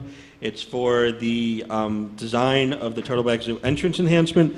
For those of you familiar with the zoo, this is what is the old entrance, I guess you would call it, the one closest to the newest parking deck, furthest from Northfield Avenue. The reasoning for such improvements is we currently have 4 windows where we can sell admission tickets. The redesign will increase this to 8 windows. As you're aware, the zoo has been more and more popular each and every year. I'm happy to report that this year we are actually 80,000 visitors ahead of the same date last year. On weekends, it's really easy for us to receive approximately 6,000 guests on Saturday and Sunday. And then holidays, it's in upwards of 8,000 guests. So we really need something like this to create better flow. There'll be some offices for some personnel, zoological society, zoo director, and what have you. Thank you. Mr. Vargas? Sanjeev Varghese, County Engineer. Again, you heard some actually participants complaining about the accessibility of the zoo. We are building the zoo. Most of the exhibits are new, and the only thing which is remaining is the front entrance, which is the old structure. And this project is to upgrade it, to bring it to the latest standard, ADA, pedestrian, vehicular, and comfortable for the people who's working there. And we went for an RFP, and there were 7 proposers, and Greg Commuto was Commuto Associates was the lowest one and the best proposal. And this contract is to award it to them for $295,000. They couldn't be here today, and if you wish, they can be here next week, but if you can approve this today, and we'll have them here next week. Thank you, Mr. Vargas. And just for further clarification, if I'm not mistaken, they had to appear before a planning board this evening, Yeah, Mr. Barnes? we always go before the planning board for the town, and they all appreciate what we are doing there. And most of them are happy, and a couple of complaints here and there about pedestrian traffic and vehicular traffic. And this will address most of the stuff, most of those complaints at that complex. Thank you. Mr. McInerney? So what we have here is, and I say this all over, many times, we have an engineering study for $295,000 for some enhancements, which we really don't know what those enhancements are. We don't know how much they're going to cost. Sometimes when we ask this question, it's difficult to say how much it's going to cost because somehow that's inferring on the public record what might be considered confidential information, especially as it relates to prospective bids. But I think the board needs to get a better understanding of what this is and how much it's going to cost in totality. The $295,000 is strictly the engineering cost. So if you're paying nearly $300,000 for engineering costs, what is the full amount of the construction cost associated with it? And so to vote on an engineering contract not having a conceptual understanding, at least and where's that funding coming from? So those are just questions that I put out to the board, and Mr. I Jackson? just put out. Can those questions be answered? I would, of course, defer to our engineer, but I think we have a schedule that we've committed to over the last, 10 years, 15 years, with the county executive, about $20 million a year of spending. And that would fit into that rubric, whether it's this year or next. So I would defer to Mr. Varghese on the actual timing of it, but I would say that it would fit into our normal schedule that we've agreed to between the freeholders and the administration. Okay. Mr. McInerney? We've agreed that we will hold general capital funds authorization to $20 million a year. That is so that we control the debt service moving forward. We have advanced that number at periods of time going into the next year too. So in some years it's been beyond that. We made it up in the following year. All I'm saying is that regardless of the fact that we're trying to control this and that this is within that, we still need to know some aspect of what the total cost is going to be. And because what if it's more than we thought it's going to be within that $20 million? We weren't aware of this. This is something that came up. So, I'm not saying it's a bad project. I'm not saying we shouldn't do it. I'm just saying that you're voting on an engineering contract, and at least we need some understanding as to what the future of this engineering contract is going to lead to in terms of cost. That's all I'm saying. It's just some information. With that information, then you have the ability to say yea or no. Okay, so Mr. McInerney, you believe this is too premature? This is what I got. Well, I'm not saying it's premature. Maybe they can tell us. Maybe we can have a meeting about it. But I certainly am saying that it makes perfectly good sense as your financial consultant to say, if you're voting on an engineering contract for $295,000, you need to know, I think you need to know, what the ultimate costs are going to be that are associated with that engineering contract. And this is not the first time that this issue has come, that I've raised this issue. And maybe I missed a meeting, that happened, behind the scenes. I don't know if this was discussed or... Sanjeev Varghese, County Engineer. Generally speaking, a rule of thumb is 10 to 15% of the construction cost is the engineering cost. So if you take that formula, it's approximately $2.5 to $3 million project. Okay, that's what we need to know, and I appreciate that. And having said that, in the past several years, we said we will hold $20 million for our capital, and we have done that. And we kept our promise on those. And again, we advanced a couple of times we advanced it, but we are still planning to hold that $20 million. We have not showing the source because County Exec has been very lucky to approach the state and several other sources to bring money and reduce that capital cost so that we can construct all these things with some grant funds. And that's why we are not showing these resources upfront. And once we show it upfront, we have less chances of getting these funds.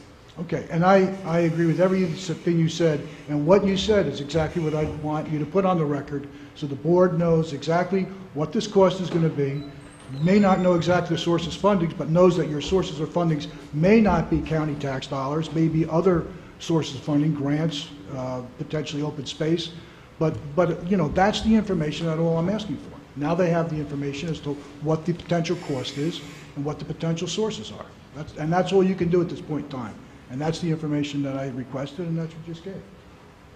There you are. All right. But I want to say one other thing.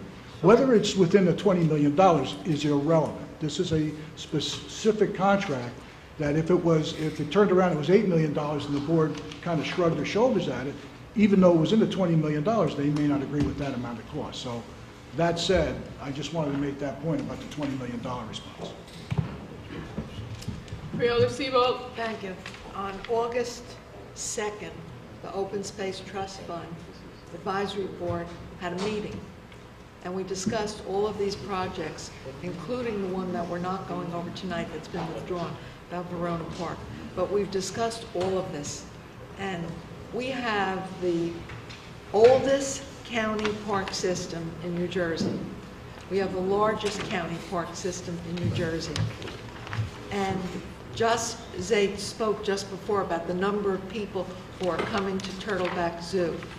Our open space in Essex County provides an environment for people living in Essex County to use to full advantage.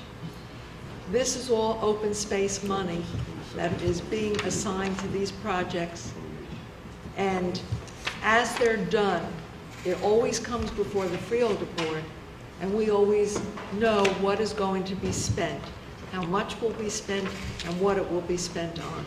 So the advisory board was very enthusiastic about these projects to make Essex County Park System even better than it is, and it is really wonderful. Mr. McInerney. I have no other comments. I got what I wanted. I know you did. Mr. Ayamu? No question. Freeholders? Okay, hearing none. 30? Joshua Zates, Essex County Parks. Number 30 and 31 are related. They are the funding source we're going to use for the Verona Park Playground Improvement Project, which we will come back to the board at a later date for the actual construction contract. But it's the funding mechanism is going to be split evenly. This is an amount not to exceed, so if for some reason the contract comes back at a little less, the money that is not needed will go right back into the Open Space Trust Fund. But as it stands now, the Open Space Trust Fund Advisory Board approved $759,355 for half of the project. The other half of the project will come from a Green Acres multi-park application. And together, those two will make up the entire funding source of the contract. And again, we will come back to the board at a later date with the actual contract. Okay. Mr. McInerney. The documentation in this, behind this resolution, indicates that the Green Acres grant was for $1.5 million. So I'm assuming that the $759,000 is a part of the 1.5. Is that correct? That is correct. If the board remembers, they previously approved $250,000 of that $1.5 million, which was used for the penguin exhibit over at the zoo. Okay, so we have 759 coming off 250. Does that mean there's still a balance of somewhere less than 400,000? Correct. Okay, thank you. All right. Freeholders. Mr. Yamu? Just need a clarification on that 400,000 balance. Well, if you have 1.5 and you're spending 750,000 and 250, roughly, that actually it's 759 and 250. You're going to have 400 plus left over on the grant. If you subtract those two numbers from the total grant of $1.5 million, so we would expect that in some other capital improvement we'll see the use of that Green Acres fund. Thank you very much. $400,000. That was sufficient. Thank you. Freeholder Luciano? Thank you, Madam President. So then, now you just confused me, Mr. McInerney, I'm sorry. So then what about, and I know it's withdrawn, but it's still here, then where's the funding coming for the Verona Park project that was withdrawn? Which is the next item on the agenda. If Perhaps I can clarify. Yeah, that is. Through you, Madam Chair. It's number 30 and 31 are going to make up the funding source. So whatever, and again, the contract, there's some back and forth on it with some issues. But anyway, once we do bring the contract to the board, and whatever that amount is, it'll be split between 30 and 31 evenly. Since it's a Green Acres grant, there's a 50 match, meaning for every dollar you get from Green Acres, it has to be matched with the dollars from some other funding mechanism. So, but again, the 30 and 31 are an amount not to exceed. So therefore, if there's any, shall we say, leftover funding, that would automatically go back into open space, and then Mr. McInerney back into the Green Acres grant, which will bump up that $400,000+ number. Now, 32 has been withdrawn. When will you come back to us with that, with 32? Because if we're doing 30 and 31, 32 also goes with that. Yeah, through you, Madam President. Some discussions are ongoing among vendors for that particular item. I would hope that we would be able to come back at the next meeting, but I can't guarantee that, but our hope is that the next meeting we'll be able to come back with something. Thank you, I understand. Okay, freeholders? Mr. McInerney? No Mr. Ayamo? No question. Everybody's all right. Mr. Jackson, we might as well discuss 31.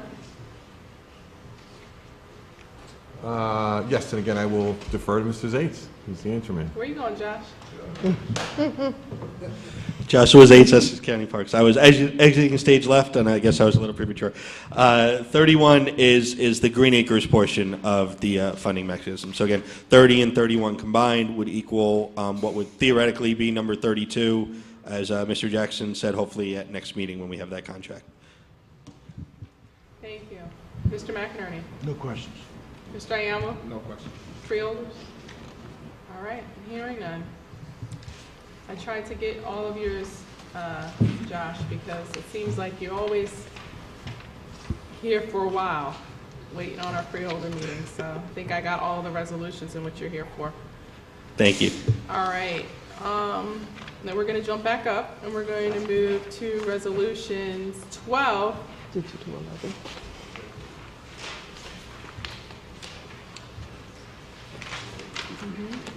12 through 15.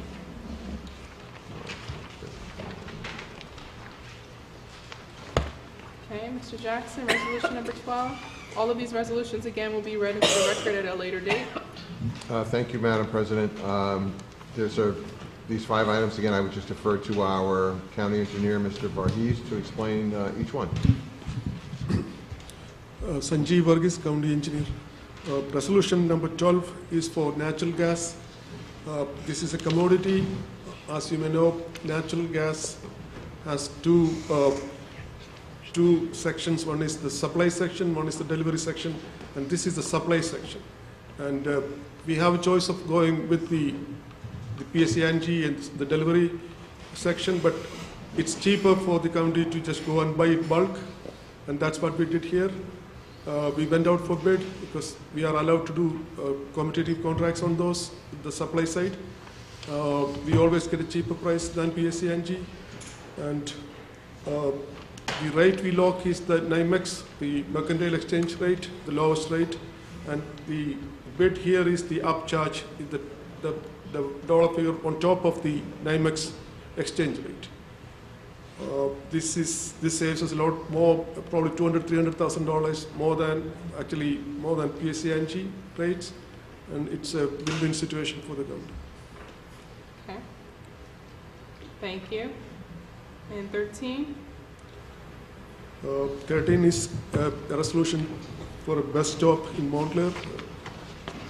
It's on Orange Road, and just relocating a bus stop. And same is the case with resolution 14. It's on Normal Avenue in Montclair. And resolution 15 is a contract. It's actually a renewal of the existing contract which has a 2-year option to renew for 2 more years. This is for the the repair and services of the building management system for veterans, Leroy Smith, Historic Courthouse, 50 South Clinton. It's a not to exceed contract. It's as needed. We don't use the whole contract. This is for 2 years.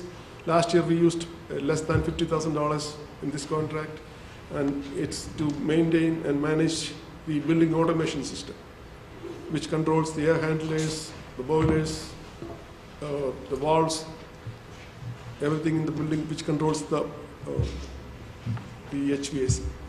Thank you.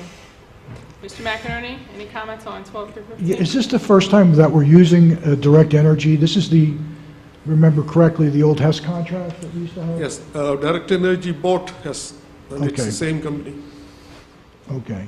And what, we're looking at $1.27.9 per decatherm. What was that the market as of that date, or? It is the same exact, that is the upcharge. That's the charge on top of the market. On top rate. of the market. That Okay. was the exact number we had last year. But that was bid as well. That's part of the bid. The commodity is we lock in the commodity as the lowest rate for the next 12 months. So we just watch the market and we just lock in the lowest rate. That's 2.7 some numbers, that's what we lock in. Okay, so you bought future contracts? Yes. For about 2.8, 7. let's say. Okay, because I'm just looking at the market. It's about 2.79? Today it's 2.78. Okay, 2.78. So we locked into that. That's not locked in. As soon as it's approved, we watch it will still go down. Okay, wait a minute, let's go back. Once we approve this contract, you have the authorization to go out and to buy those futures? Yes. Okay. This 1.279 is on top of that? Yes. Okay. Either way, and the issue with this contract about a futures contract or going with the market on a month-to-month basis, day-to-day basis, so to speak, was that in order to budget our budget, we need to know what the number is. That's correct. So the question isn't sometimes whether or not the future contracts are going to deliver exactly the lowest rate, and hopefully they do, and typically I believe they have, but whether or not we have a number that we can budget for. Otherwise, you can find yourself, especially with a commodity and the dollar amounts associated with this contract, with a huge swing in the amount of expenditures.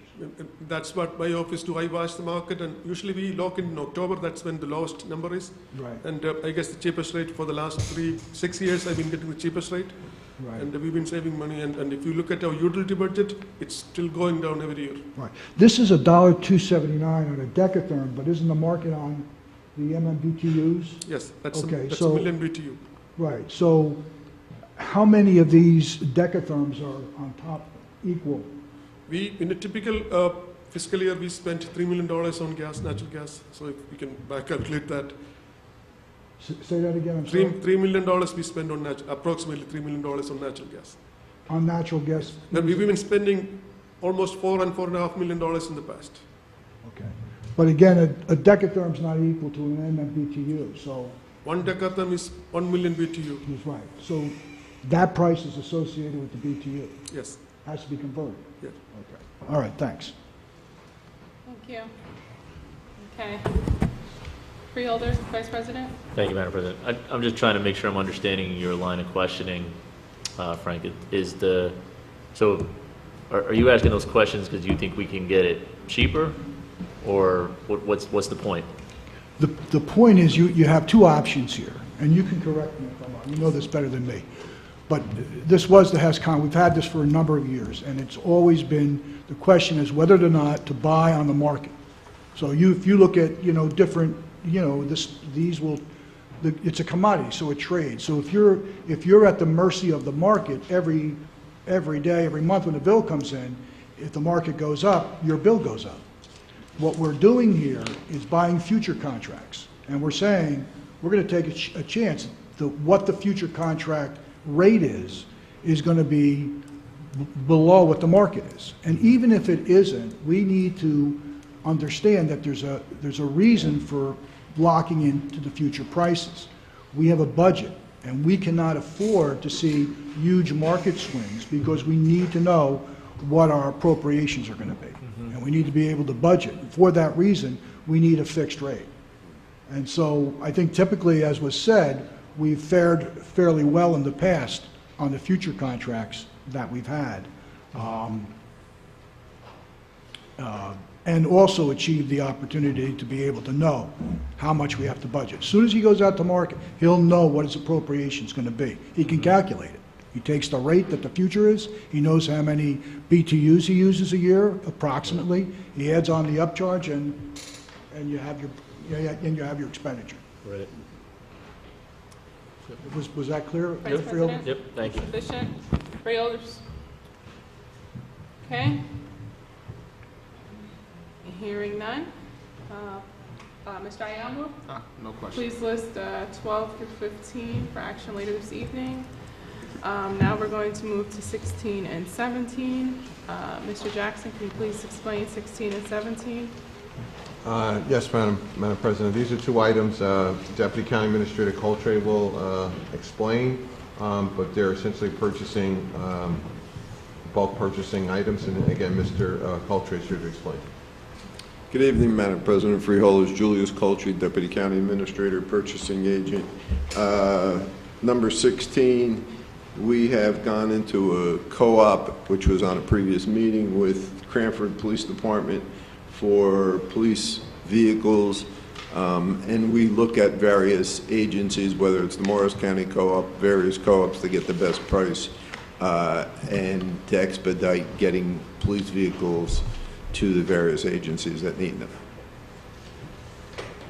Okay. Mr. McInerney? No questions. Mr. Ayala? No question. Freeholders?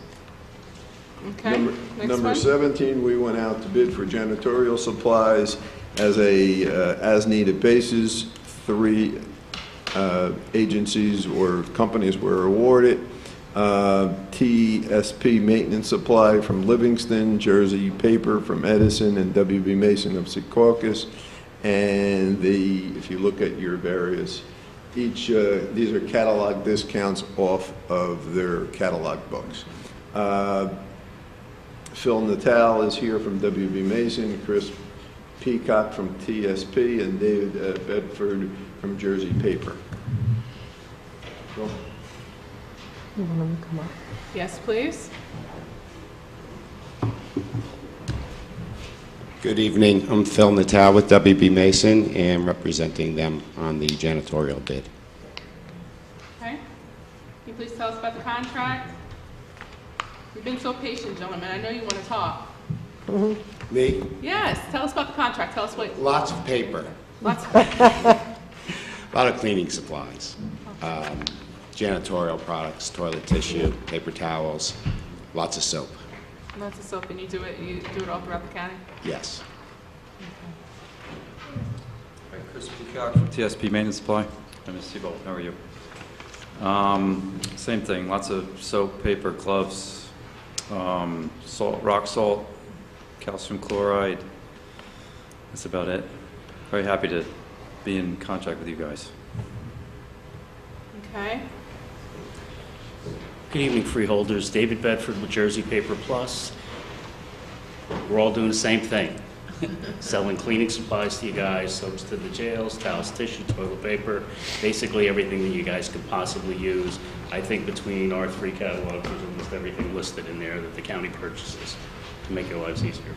Okay, so I just want to understand. So you gentlemen are all involved in a resolution number 17, and you each have a catalog. And then what happens when we need something? We look through the catalogs and we see what's the most, who has the lowest price for the item that you're looking for, I would assume, and then it goes up to purchasing for requisition. Through you, Madam President. Each agency looks through their various catalogs or online to see the product that they particularly need. At that particular point, hopefully they choose the best price from the various catalogs, send their requisition down to my office, and then we process. Each agency picks out the products that they need. Okay. All right. Thank you. Mr. McInerney? This is not for office supplies, though, correct? No. Right, so when you say Janitor. paper, we're talking about paper products, right, as opposed to... Paper products, toilet as opposed tissues, to, as paper opposed to copy paper. towels, let's Right, say, right. I got you. paper towels that you would use to clean up various messes. Right, but we have a very similar bid situation with office supplies where we have multiple vendors. And, Exactly, and they have yes. their contracts as well. Yes. They're very similar, and they're both I should say they're catalogs. catalogs, yeah. Okay. And how come we have 3 each time? Is it just so we can always be competitive and then... Come again? Sometimes Madam President, sometimes in each of the catalogs, you don't have 100% of the items that you would need. So we make sure that we have all the items that the county would need in various catalogs. Thank you. And Mr. Coulter, can you state your name and affiliation again? My name is Julius Coultry, Deputy County Administrator and Director of Purchasing. Thank you so much. All right. Mr. Ayamo? Freeholders? Okay, hearing none, please list 16 and 17 for action later this evening. Thank you to each vendor who came. Let's move to Resolution 18. Mr. Jackson? Madam President, as you know, our Essex County Hospital has affiliations with a number of educational institutions of higher learning. This is another one with the New Jersey City University. It's renewing an agreement. It provides practical experience for their students in care of psychiatric patients. The school provides all the insurance coverage and meets all state standards, and this is a great relationship that benefits the school and the county. Okay. Mr. McInerney? No questions. Mr. Ayamo? No question. Freeholders? Okay, hearing none.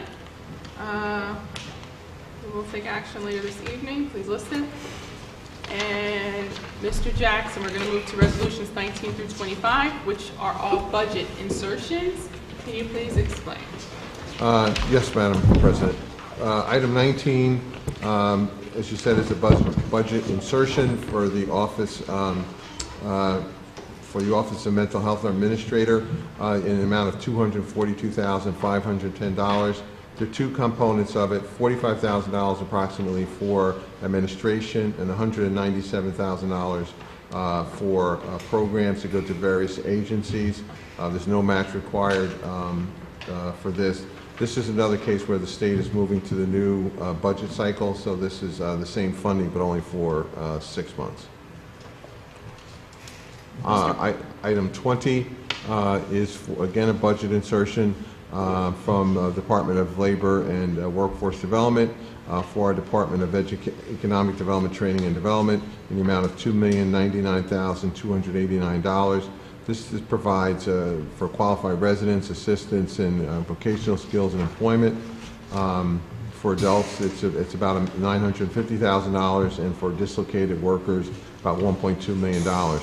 This is the same funding as we had for last year. Item 21, again another budget insertion, again for DEDTE. This is also for workforce development services, core intensive services for job training that assists qualified residents in acquiring vocational skills and employment. This is separate funding for youth, and there's no match again, and this is the same funding as last year. Item 2, budget insertion, again, State Department of Community Affairs for Community Services Block Grant Program in the amount of $90,229,000. This is actually a supplemental funding. Our original amount was $581,388. This is for additional funding that serves impoverished and low-income residents of Bloomfield, East Orange, Irvington, Montclair, Belleville, and Orange. It provides employment counseling, career training, housing assistance, emergency assistance, food, youth services, and other advocacy.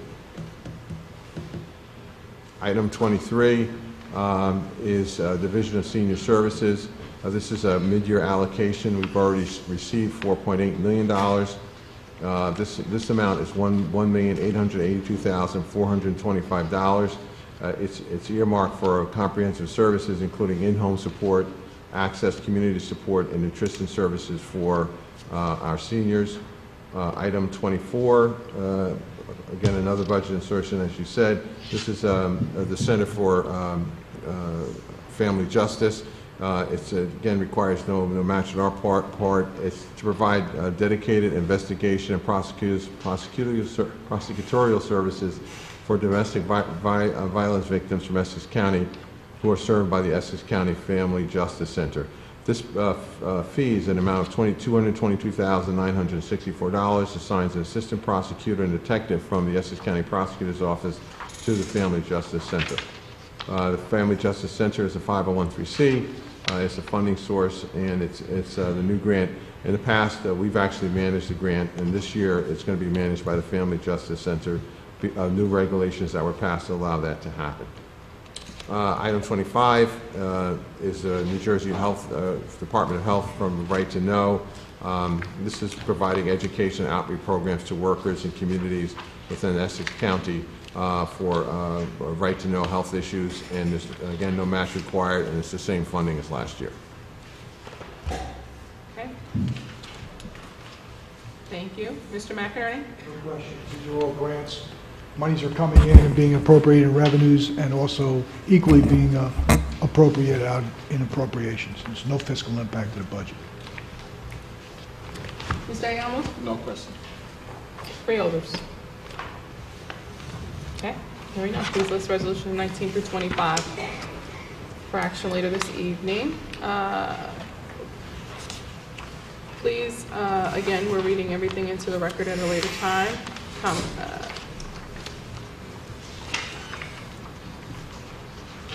Let's move to resolutions 48 and 40.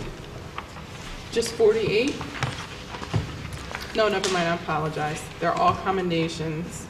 Unless you would like to discuss resolution 48, Freeholder Vice President? Would you want me to read that? Sure, thank you, Madam President. Okay, I'll have Madam Clerk read it. Oh, sure, thank you. Madam Clerk. Resolution 48, resolution affirming Essex County commitment to the Paris Climate Accord, Environmental Sustainability and Climate Change, sponsored by Freeholder Gill.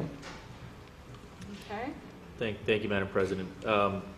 This is a non-binding resolution that would comment on a national issue. I know it's one that, again, probably is not in our direct responsibility as a county governing body, but I felt fairly strongly and hope that I can ask for my colleagues' support to support a resolution which would essentially commit the county at the local level, even though there have been some decisions at the national level, to make a commitment to the Paris Climate Accords, which our current president has pulled us out of. Many states across the nation and other local governing bodies have taken the same step, and I think it's a step, maybe a first step in a process that we might need to take at the local level to protect our environment based on decisions that are being made in Washington, D.C. Thank you so much. Freeholders? Freeholder Seabolt? Thank you. I'd very much like to be included on that resolution. Okay. Freeholders? Freeholder Johnson? I would like to also be added to your resolution.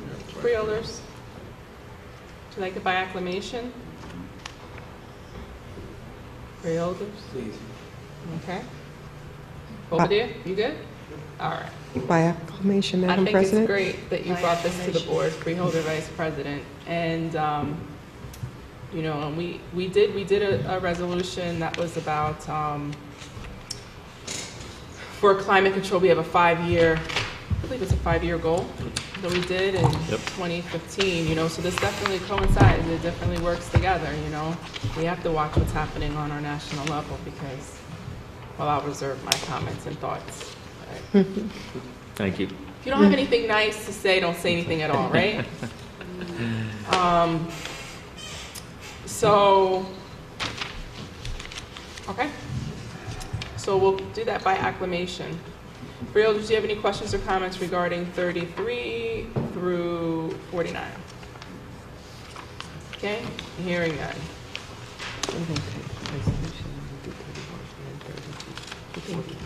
So now we're going to call for a collective vote. If any resolution needs to be removed from a collective vote, please let me know. Okay, hearing none. Do I have a mover and a second to take resolutions 9 through 31 and then 33 through 49? I'll move it. Moved by Freeholder Siebold. Is there a second? Second. Second by Freeholder Bobadilla. Roll call, Madam Clerk. Freeholder Bobadilla. Yes. Freeholder Vice President Gill. Yes. Freeholder Johnson. Yes. Freeholder Jones, absent. Freeholder Luciano. Yes. Freeholder Richardson, absent. Freeholder Siebold. Yes. Freeholder Toro, absent. Freeholder President Timberlake. Yes. So moved. Thank you. All right, is there any report of board committees? Any legislative reports? Any written communication? Any unfinished business? Any new business to discuss? All right, moving to public comment session.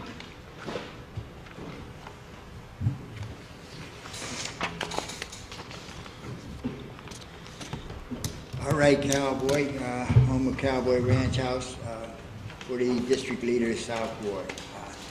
Before I like to thank all of you again, and this is would like to speak on the commendation that was given to me from the freeholders on my mother's passing, and this has been very inspirational to me, and I have a lot to say, as I know that only my cousin could have done the job like this, putting this together.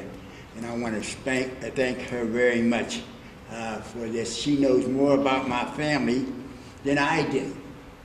But it was something that I didn't even know where my mom was born. And it was very inspiring to know that. And I would like, if it's a possibility, that she could read this just to know how outstanding that this was put to me, and I'll cherish this for my whole family. And I would like, if it was possible, that she could read this commendation just so to know how inspirational that it was for me and my family. Also, I would like to say I was up to Turtleback Zoo over the weekend, and I was looking over a lot of things that I had spoke on, and looking around the place to see how I could be helpful to a lot of things. And I can see that where the sidewalk, where the stuff was put up to the sidewalk to kind of fill in the ditch. The heavy rains just washed that all out, and the ditches is right back, and it's all in the pathway, the street and stuff. It looks very sloppy up there, the way the rain washed that all out. And I spoke on it, that I was seeing all the people passing by with the carriages and stuff. They are walking in the ditches and trying to pass. And I recommended that something would be done a lot quicker than 2018 before it would be rectified. And also, I was looking at the paddle boats up there, the boating where the swans are. I've seen the crowd of people that is lined up in the area waiting for boats. It's at least an hour or 2 hours waiting for the boats, because they're looking to be in the swans. And they have a lot of other boats there that's not even being utilized. And I think it's not done properly to make the most out of the people, and they won't come back if they have to wait there that long. I want to thank you, and appreciate it if this could be done one day. Reading of this. Thank you, Mr. Cowboy. And again, we send our condolences for the loss of your mom. Mr. Freeman? Hello there. Good evening, Douglas Freeman, Weequahic Park Sports Authority, P.O. Box 4252, Newark. First, I want to commend Freeholder Johnson for a great job that he sponsored for Wally Williams. He had over maybe about 200 to 300 people, and we was excited about that. One of the things I want to speak about is our county investment in the baseball fields that we are building and the synthetic fields. The ones in Weequahic Park are already ripping up. ripped up. Some of them are separated from the actual earth, and it's a hazard to the kids. I spoke on this previously about the warranty of these contractors. What is our warranty period? One of the softball fields had a sinkhole. None of the coaches or anyone advised the county nor the sports authority that there was a large sinkhole in the synthetic softball fields. But when we did our inspection as a conservancy, we witnessed this sinkhole. The guardrail that was constructed, it had another sinkhole, was over 6 feet deep. Because our relationship with the county and Dan Cervantes' office, we was able to take care of this problem. But that just can't be on the conservancy or the public works. We need to find out from these contractors what is the warranty period that they're going to take care of these property equipment that they are responsible for. This is a lot of money coming from Green Acres and the taxpayers, and we're concerned about this. And these are the things that we want addressed when we have these contracts. We want them to do a quality job. Thank you. Thank you, Mr. Freeman. Mr. Wadud, welcome back, sir. Thank you. I like your shirt.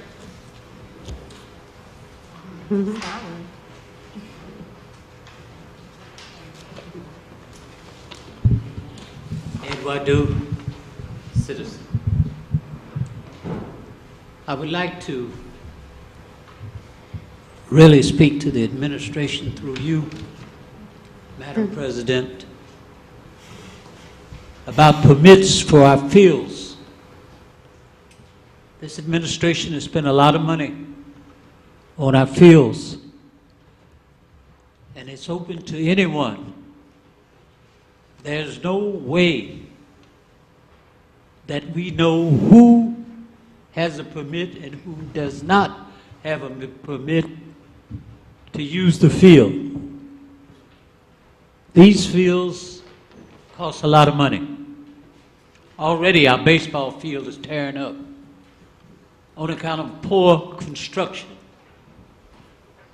Yet and still, the county will permits, and when we talk to them, they say, well, if no one using it, it's open to the public.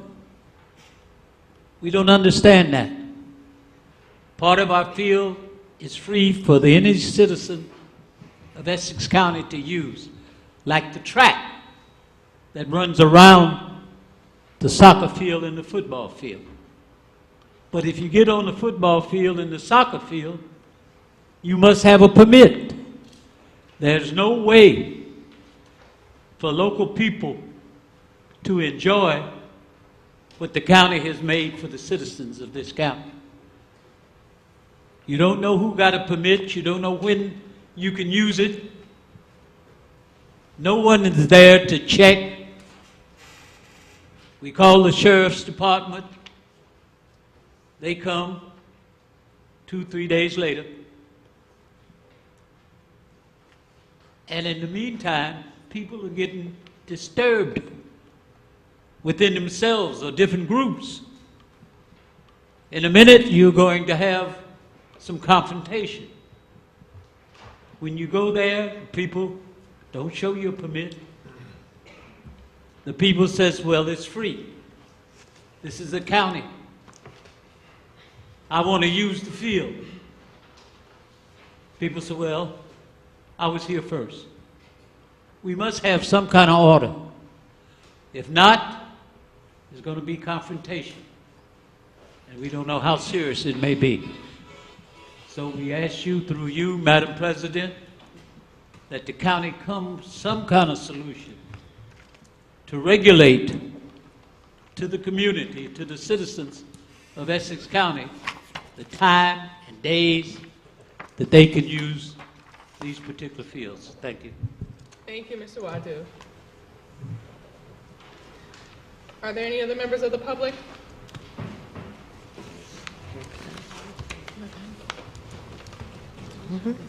Good evening, Madam President and distinguished board. My name is Che Coulter. I'm district leader in North South Ward.